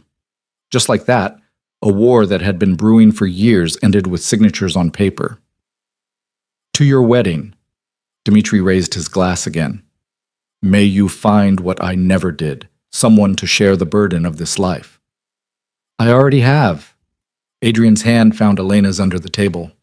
That's why I can afford to make peace. I have something more important than revenge now. They left the restaurant with the signed agreement, walking into afternoon sunlight that felt surreal after the tension of the negotiation. In the car, Elena finally allowed herself to breathe normally. We did it, she said. You did it, Adrian corrected. Your read on Dmitri was perfect. Calling him out on his weakness gave us leverage to negotiate from strength. I thought he might shoot me for it. So did I. Adrian's smile was slight. But you were right. He needed this piece more than we did, and showing him we knew that changed the dynamic completely. Elena leaned back against the leather seat, adrenaline slowly fading. Is it real, the piece? For now. Dmitri's signature is worthless if he dies tomorrow and Alexei decides to ignore it. But for now, yes. We bought time, space to breathe, and most importantly, protection during the wedding. Adrian pulled her closer. No attacks, no disruptions. Just a ceremony that makes our partnership official. Speaking of which, Elena pulled out her phone. The florist needs final confirmation by tonight, and we still haven't decided between the string quartet or the classical ensemble for the ceremony. The mundane concerns of wedding planning felt absurd after negotiating with a man who'd killed Adrian's family. But that was their life now. Violence and beauty, danger and normalcy, all woven together until they couldn't be separated. String quartet, Adrian decided. More intimate. And I want something intimate, not a performance. Intimate with 300 guests? You know what I mean? Elena did know. Amid all the spectacle and strategy, they were actually getting married, making promises to each other that went beyond business arrangements and survival tactics, building something that might be called love, if love could exist in a world this dark. The wedding was 4 days away now. 4 days until Elena became Mrs. Volkov officially, until their partnership was formalized in front of everyone who mattered. 4 days to prepare for whatever came next. And she was ready. For all of it. The morning of the wedding dawned clear and perfect. The kind of California day that looked like it had been ordered specifically for the occasion. Elena woke alone in her suite at the historic Ashford estate where the ceremony would take place, surrounded by flowers and champagne and all the trappings of a society wedding that cost more than most people earned in a lifetime. She stood at the window, watching security teams patrol the grounds in their dark suits, earpieces visible, weapons concealed but present. 300 guests would arrive in a few hours, each one vetted and cleared, their names cross-referenced against every threat database Adrian had access to. The string quartet was warming up somewhere below. Caterers moved through the kitchens, preparing food that had been inspected and tested. Photographers positioned themselves for the perfect shots. It was beautiful and meticulous, and beneath it all ran a current of potential violence that most of the guests would never notice. A knock interrupted her thoughts. "Elena?" Her mother's voice, tentative in a way it had never been before. "May I come in?" Elena hesitated, then opened the door. Victoria Whitmore stood in the hallway wearing a designer dress and an expression that might have been regret if Elena had believed her mother capable of that emotion. "You look beautiful," her mother said softly, taking in the silk robe and the organized chaos of Elena's preparation. "Just like I always imagined for your wedding day. Except I'm marrying a man you and father sold me to." Elena kept her voice even. "Let's not pretend this is what you imagined." "No." Victoria stepped into the room, closing the door behind her. "What I imagined was you married to some appropriate young man from a good family, living in a house near ours, giving me grandchildren I could show off at the club. This is something else entirely. This is my choice." Elena moved to the vanity where her makeup artist had laid out everything needed. "I know you don't understand that, but I chose to stay. I chose Adrian, and I chose this life. Did you?" Her mother's voice was sharp. "Or did you convince yourself you chose it because the alternative was admitting you're trapped?" Elena turned to face her mother fully. "I had $10 million and a contract that let me walk away any time. I still have that. I'm here because I want to be, because I've built something with Adrian that matters more than art school in Paris ever did. You've become one of them." Victoria said it like a diagnosis. "I can see it in your eyes. That hardness. That willingness to accept things that should be unacceptable. Elena, you're 20 years old. You should be worried about grades and boyfriends and where to travel this summer, not learning how to negotiate with criminals and plan for security threats at your own wedding." "Maybe," Elena began applying her makeup with steady hands. "But that innocent girl you're describing? She died the moment father traded her future to save his political career. You can mourn her if you want." "I don't." Her mother was silent for a long moment, watching Elena transform herself with cosmetics and careful precision. When she finally spoke, her voice was smaller, older. "I'm sorry," Victoria said, "for not protecting you, for letting your father make that deal, for teaching you that family duty mattered more than your own happiness. I'm sorry for all of it." Elena paused, mascara wand halfway to her lashes. In 20 years, she'd never heard her mother apologize for anything. Victoria Whitmore didn't do regret or remorse. She did strategy and appearances and careful social calculation. "Why now?" Elena asked. "Because I'm watching you marry a dangerous man, and I can't tell if you're brave or broken." Her mother's eyes were wet, and I realized that either way, I helped make you this person. So I'm sorry. Even if it's too late for sorry to matter. Elena set down the mascara, turned to face her mother directly.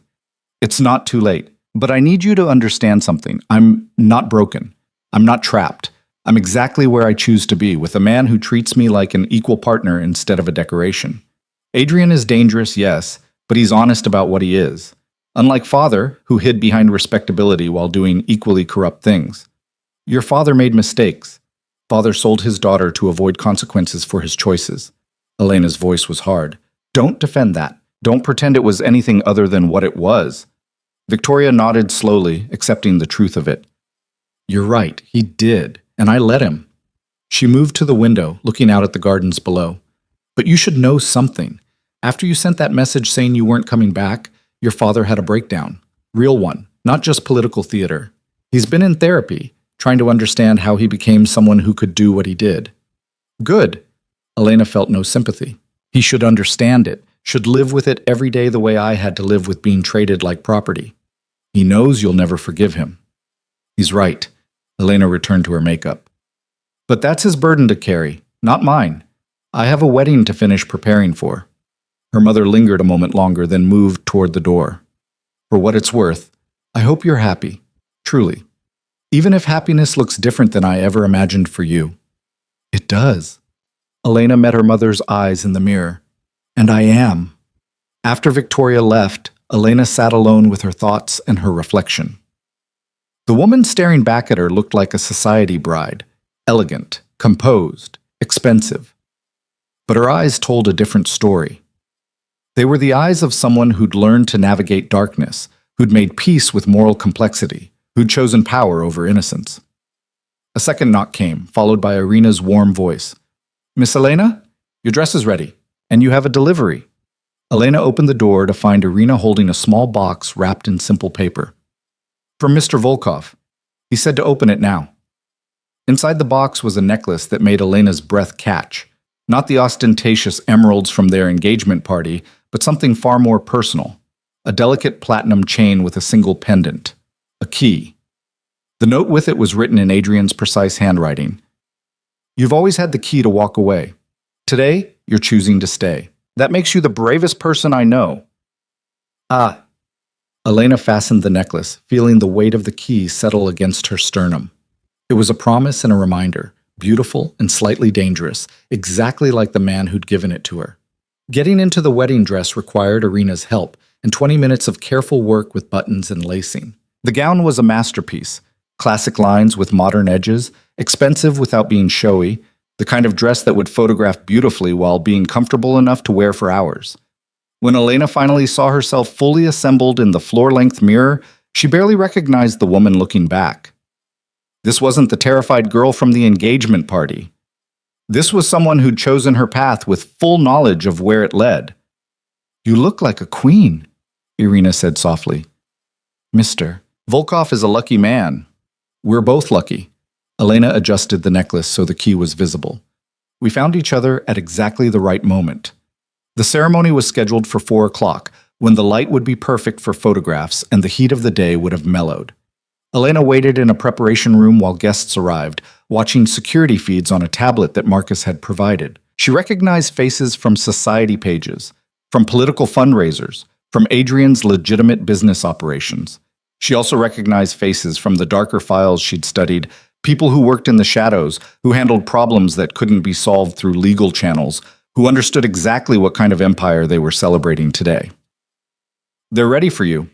Marcus appeared in the doorway, professional as always, but with something that might have been approval in his eyes. The groom is at the altar. Security is in position. Everything's clear. Elena took a final deep breath, adjusted her dress, and stepped into the hallway. There was no father to walk her down the aisle. She'd refused that particular tradition, unwilling to let the man who'd sold her pretend to give her away. Instead, she walked alone, head high, toward the gardens where 300 people waited. The music shifted as she appeared, the string quartet launching into something classical and beautiful.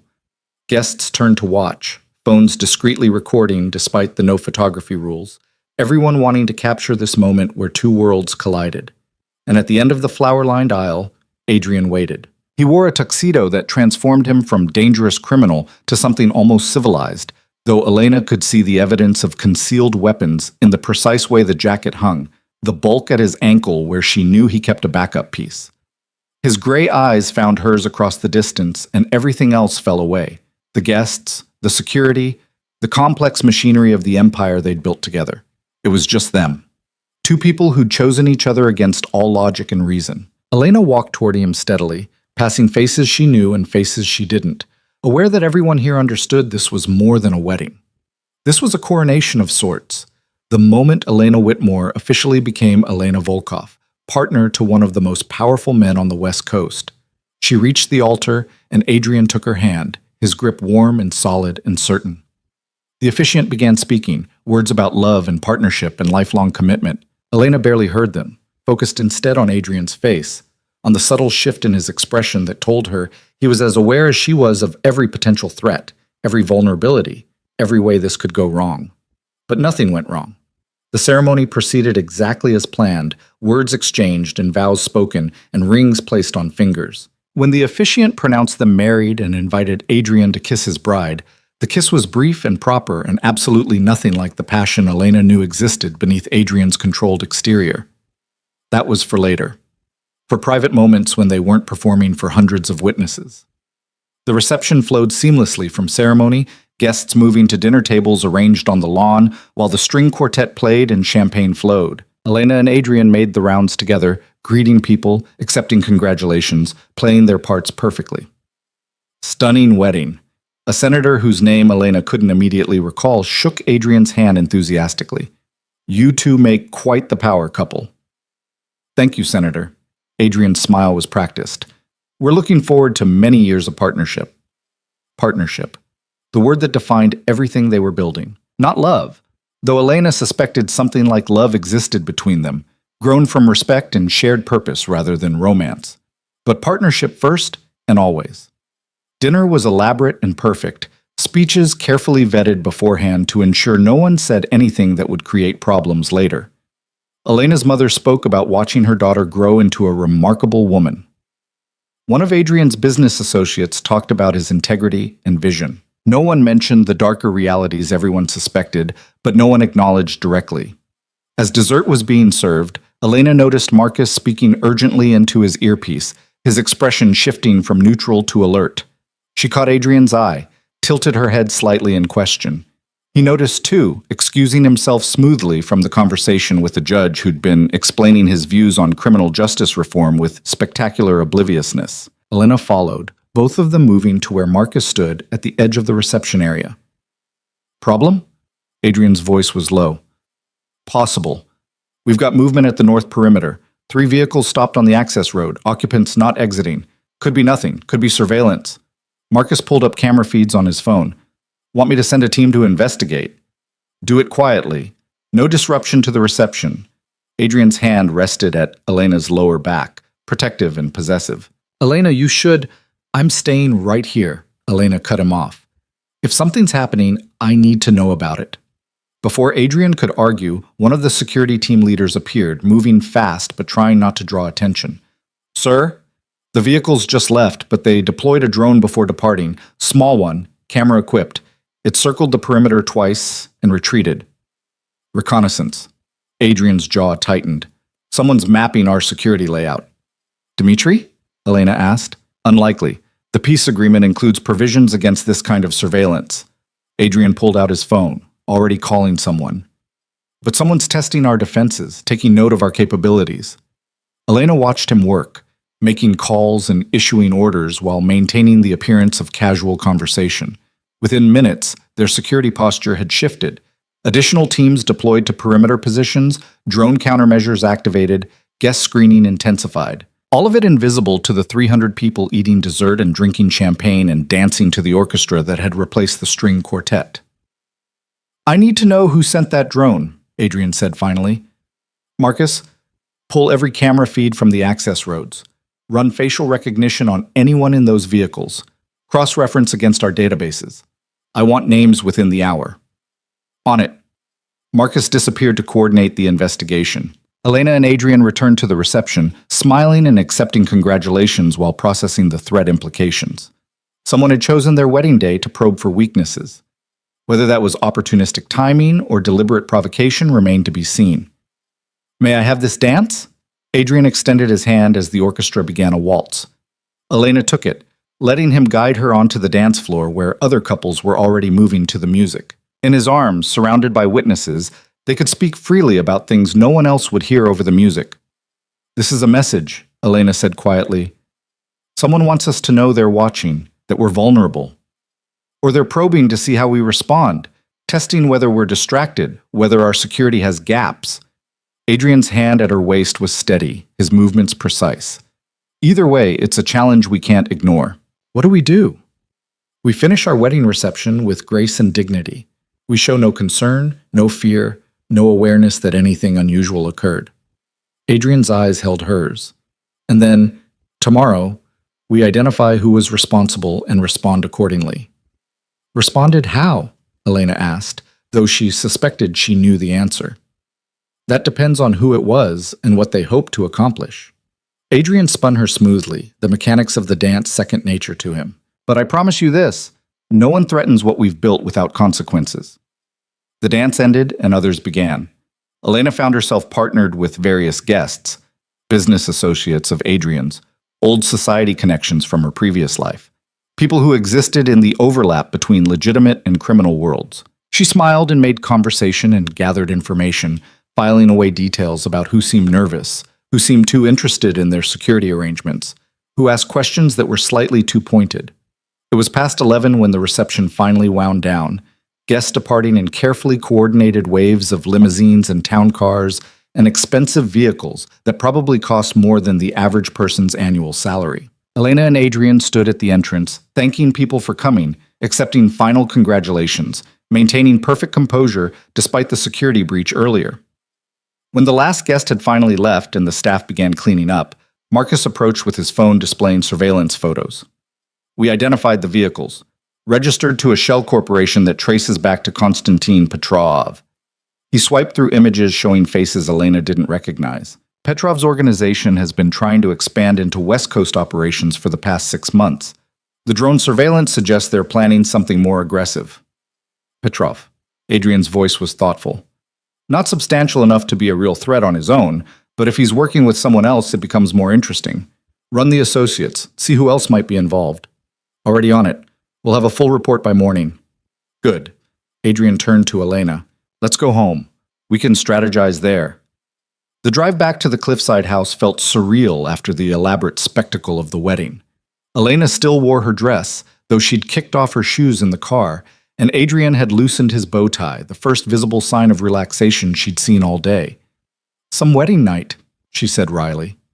"Not what you imagined, I assume." Adrian's hand found hers in the darkness.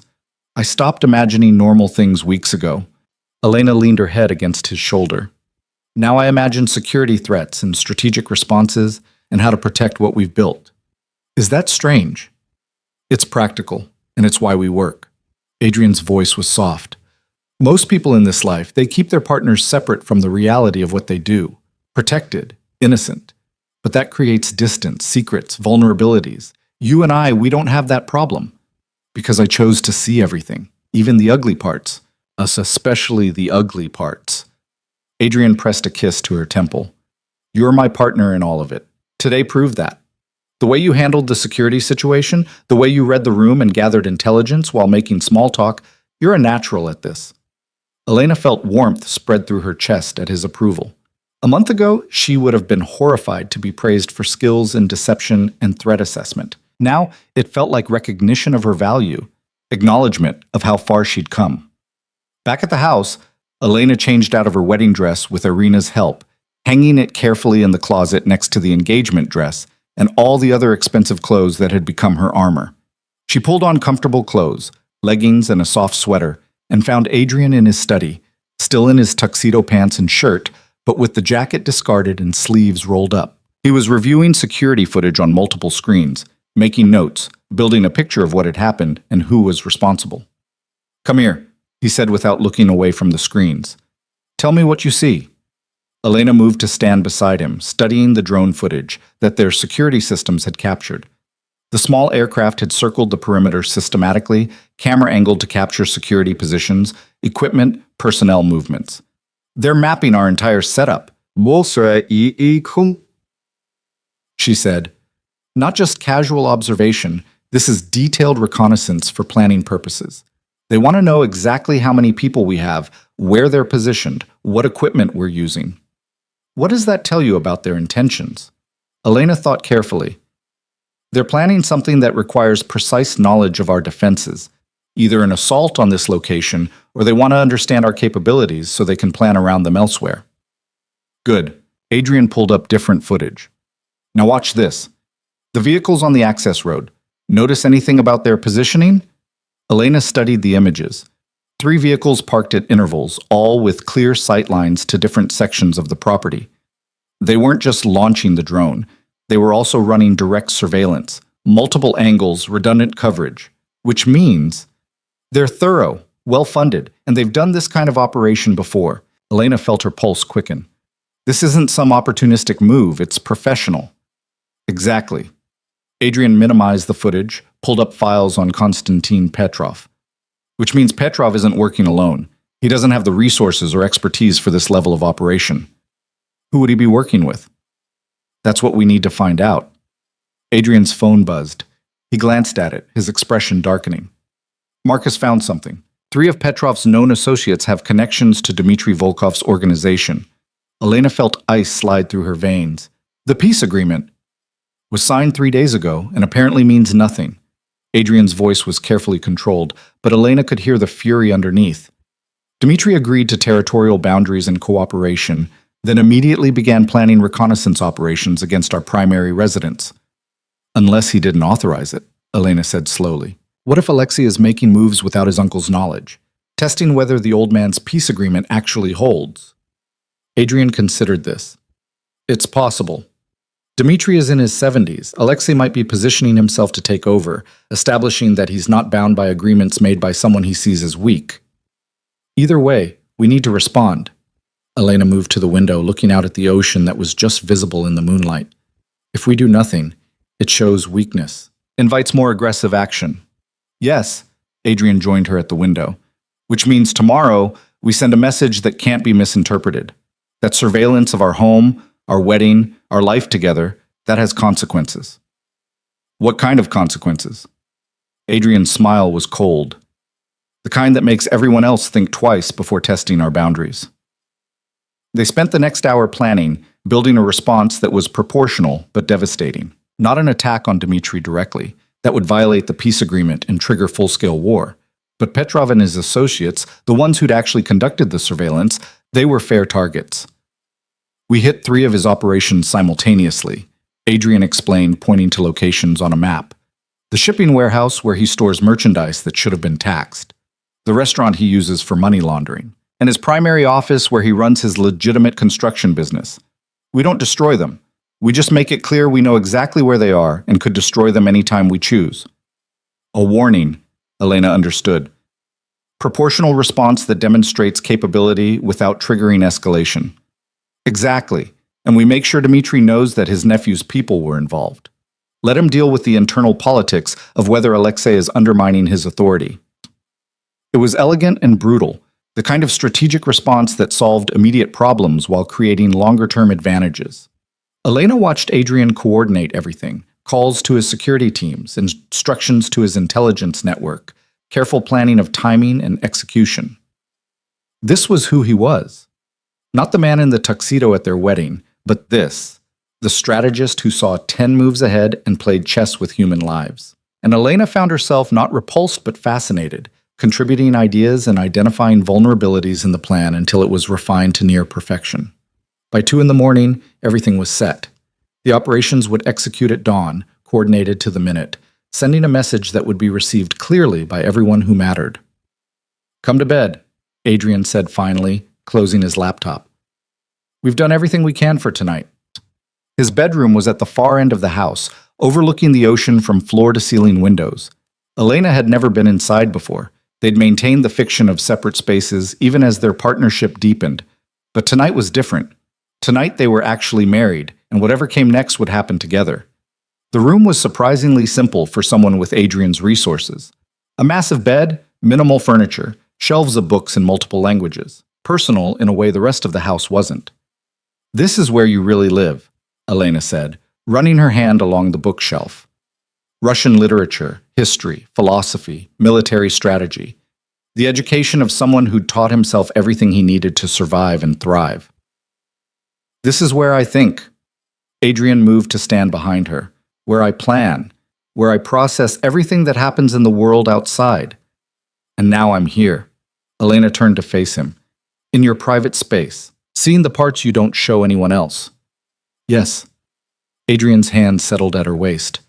Because you're my wife now, my partner in everything. Which means no more walls, no more separate spaces, no more parts of my life you don't see. Elena reached up, loosening his collar further, studying the face she'd learned to read over the past month. I'm not who I was when we met. Neither am I. Adrian's voice was soft. You've changed me too. Made me want things I thought were too dangerous. Partnership. Trust. Someone who sees all of me and chooses to stay anyway. I do choose it. Elena's hand slid to his chest, feeling his heartbeat steady beneath her palms. Every day, even when it's hard, even when I watch you order consequences for people who cross you, even when I have to become someone harder than I ever imagined, I choose this. I choose you. When Adrian kissed her, it wasn't like the chaste kiss at their wedding ceremony. This was real and raw and absolutely private. No performance for witnesses, just two people who'd found each other in darkness and decided to build something together. They fell into bed tangled together, wedding night finally claiming its traditional purposes, though nothing about them was traditional. Between kisses and touches and the kind of intimacy that came from truly knowing someone, they talked about the future they were building, the empire they'd expand, the threats they'd neutralize, the power they'd consolidate. Eventually, they slept, wrapped around each other while security teams patrolled outside, and the ocean crashed against cliffs and the world spun on, indifferent to the empire being forged in this bedroom. Elena woke at dawn to find Adrian already dressed, standing at the window with his phone pressed to his ear, issuing final instructions for the morning's operations. She watched him work, this man who'd bought her freedom, and somehow given her more power than she'd ever had as a Whitmore. It's done, he said finally, ending the call and turning to face her. Petrov's operations were hit simultaneously 15 minutes ago. No casualties, but extensive property damage. Security footage was left showing our people entering and leaving. The message is clear. How will he respond? He'll run to Dmitri claiming we violated the peace agreement. Dmitri will review the evidence, see that his nephew's people conducted surveillance of our wedding, and make Alexei handle the political fallout. Adrian moved to sit beside her on the bed. By this afternoon, we'll receive either a formal apology or a declaration of war. I'm betting on the apology. And if you're wrong, then we go to war. Adrian said it simply. But we'll win. We always do. The confidence wasn't arrogance. It was the certainty of someone who'd survived everything the world threw at him and come out stronger every time. Elena's phone buzzed with a message from Marcus. She read it, then showed Adrian the screen. Dmitri wants a call. Private. In the next hour. Right on schedule. Adrian pulled out his own phone, dialing. When Dmitri answered, Adrian put it on speaker so Elena could hear. You have a problem. Dmitri's voice was harsh. Alexei's people conducting unauthorized surveillance at your wedding. I found out this morning when Petrov came crying about your retaliation. My nephew exceeded his authority. So you're aware of what happened. I'm aware my nephew is an ambitious idiot who thought he could make moves without my knowledge. He was wrong. There was a pause, background noise suggesting Dmitri was somewhere less than private. The peace agreement stands. Alexei is being educated about the importance of honoring commitments I make. Good. Adrian's voice was neutral. And Petrov? Is lucky to be alive. I'm sending him back to the East Coast where I can watch him personally. His operations here are finished. Another pause. I apologize for my nephew's actions. They don't represent my intentions or our agreement. Apology accepted. Adrian met Elena's eyes while speaking to Dmitri. But understand, next time someone in your organization tests our boundaries, the response will be more severe. I protected our agreement by limiting retaliation to Petrov. Next time, I won't be so restrained. Understood. And Adrian, your wife, Elena, she was right about me being tired. The old ways, the constant fighting, it's exhausting. I meant what I said about peace. Make sure your people understand that. I will. And Dmitri, control your nephew, or I'll do it for you. Adrian ended the call and pulled Elena into his arms. There. War avoided, respect maintained, boundaries reinforced. A successful resolution. You sound surprised. I'm always surprised when people choose sense over pride. Adrian kissed her forehead. But we did it. Protected what we've built while showing strength. That's the balance we'll need to maintain going forward. The weeks that followed established new patterns. Elena took a more visible role in Adrian's operations, attending meetings, contributing strategy, making decisions that affected hundreds of people. The organization learned quickly that she wasn't decoration or distraction. She was a genuine partner with authority equal to Adrian's. She also began her own projects. Using the trust fund Adrian had established, she created a foundation that provided housing, job training, and support services to people trying to escape poverty and violence. It was legitimate, well-funded, and carefully designed to help people like the teenage Adrian had been, desperate and alone and needing a chance. You're building the life you wish someone had built for you, Elena said one evening, watching Adrian review grant proposals for the foundation. Maybe. Adrian signed approval on 3 applications. Or I'm making sure the empire we're building has purpose beyond just accumulating power. What's the point of all this if we can't use it to actually help people? It was that complexity that Elena loved most about him, the man who could order death without hesitation and also fund housing for families with nowhere else to go. The villain who was also sometimes a hero, depending on which angle you viewed him from. 6 months into their marriage, Elena was in the security center reviewing footage when she noticed something unusual. A woman, mid-20s, standing at the outer gates, pressing the intercom repeatedly, despite security telling her to leave. Who is that? Elena asked the security officer monitoring the cameras. No idea. She's been there for 20 minutes. Won't give her name, just says she needs to speak to Mrs. Volkov urgently. Something about the woman's body language, the desperation, the fear barely contained, made Elena pay attention. Bring her inside. Secure room. I'll talk to her. The woman was terrified when Elena entered the interview room, her hands shaking, her eyes darting to the exits like she expected violence at any moment. I'm Elena Volkov. Elena kept her voice gentle. You asked for me specifically. Why? Because you're the only one who might understand. The woman's voice cracked. I'm Sarah Chen. My father was Marcus Chen. Elena's breath caught. Marcus Chen, the man from Adrian's shipping operations, one of the 3 who'd been caught stealing and blackmailed into loyalty. He died 2 weeks ago, Sarah continued. Heart attack, they said. But I found things in his office, documents about shipments, about money, about working for your husband, and I think someone killed him because he knew too much. Elena studied Sarah carefully. The fear was genuine, but was the accusation? Adrian had promised Marcus safety in exchange for loyalty. If Marcus had been killed, it violated everything they'd built. Why come to me instead of the police? Elena asked. Because if I'm right, the police won't help. Your husband owns half of them, but you... Sarah's eyes held desperate hope. People say you're different, that you actually care about doing things right. So I'm asking you, was my father murdered? And if he was, will you help me find out who did it? Elena made a decision that would have been impossible a year ago, unthinkable even months ago. Stay here. I'll investigate. And if your father was killed, I promise you'll get answers. She found Adrian in his study, interrupted a call about shipping contracts, and laid out Sarah Chen's accusations with clinical precision. Marcus Chen died of a heart attack, Adrian said when she finished. Natural causes, verified by the coroner. I had no reason to have him killed. He'd been performing well, providing useful intelligence. His death was unfortunate, but not suspicious. Then let me investigate. Prove it to her. Elena's voice was firm.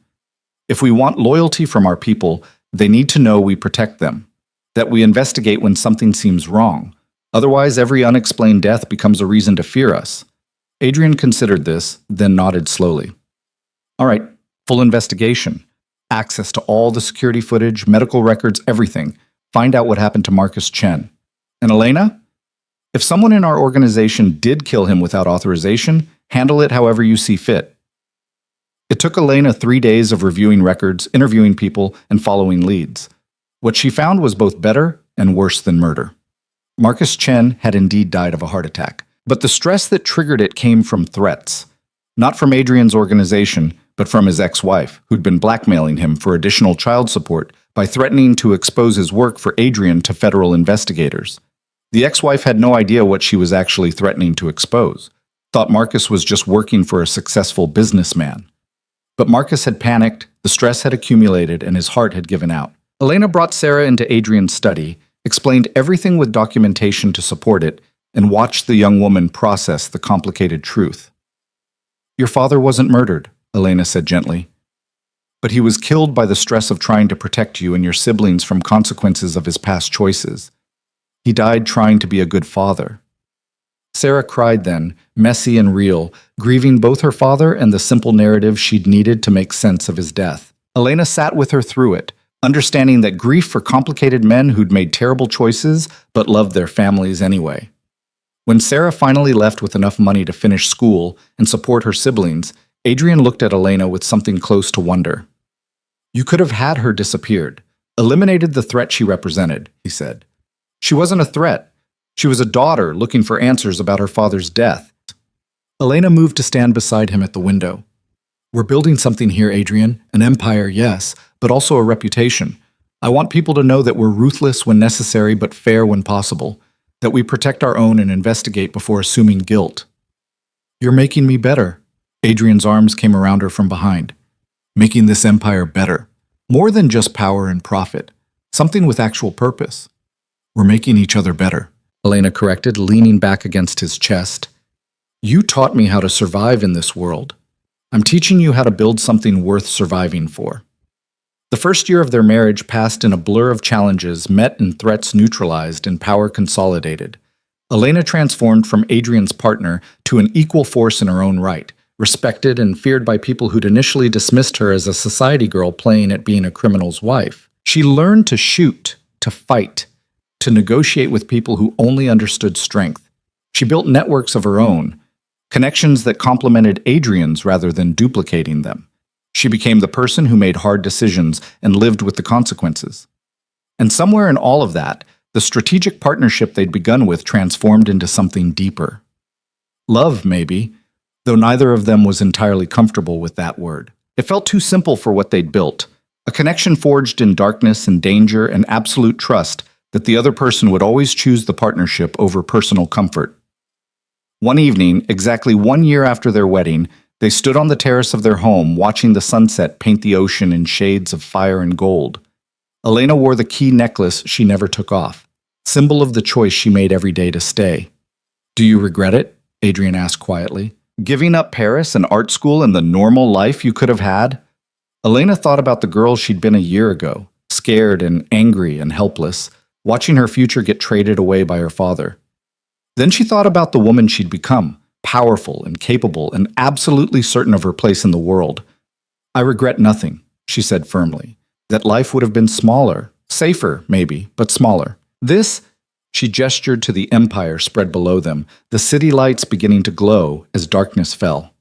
"This is everything I never knew I wanted: power, purpose, partnership with someone who sees me as an equal. Even with all the darkness, the violence, the moral complexity. Especially with all that." Elena turned to face him. "Because I'm not pretending to be something I'm not. I'm not playing at being civilized while doing corrupt things behind closed doors. I'm exactly what I appear to be, someone who understands how power works and uses it deliberately. That honesty is worth more than any false innocence." Adrian pulled her close, kissed her with the kind of passion that had grown between them over a year of truly knowing each other. "Then let's build more. Let's expand the empire and the foundation and everything we're creating. Let's show them all what a real partnership can accomplish." "Yes," Elena smiled against his lips. "Let's build a kingdom." And they did. Over the years that followed, Adrian and Elena Volkov became legendary, feared for their ruthlessness, respected for their fairness, admired for the empire they built that balanced profit with purpose. They expanded operations across the West Coast and eventually beyond, always careful to maintain the balance between legitimate business and shadow work. The foundation Elena created helped thousands of people escape poverty and violence, giving them the chances Adrian never had as a teenager. It became her legacy, the proof that power could be used for something beyond just accumulating more power. They faced threats and survived them, enemies who tested their boundaries and learned painful lessons about the cost of challenging the Volkovs. Opportunities that required hard choices and moral complexity, and the willingness to do difficult things for strategic advantage. Through it all, they remained partners, equal in authority, complementary in strengths, absolutely united in purpose. The marriage that began as a transaction transformed into the foundation of an empire, proof that sometimes the most powerful alliances come from the most unexpected places. Elena never returned to art school, never studied in Paris or Florence or any of the places she'd once dreamed about. But she didn't mourn those lost dreams because the reality she'd built was so much bigger, so much more substantial than anything she could have imagined at 20. She'd been sold to save her father's political career, but she'd taken that violation and transformed it into power, choosing to stay not because she was trapped, but because she'd found exactly where she belonged, beside the most dangerous man in the city, building an empire that would last long after they were gone, living a life that was complex and difficult and absolutely authentic. And every morning, when Elena woke in Adrian's arms, the key necklace still around her neck, she made the same choice she'd made a year ago, 5 years ago, 10 years ago. She chose to stay. She chose partnership over safety. She chose power over innocence. She chose herself, the woman she'd become, the queen she was always meant to be. And that choice made all the difference.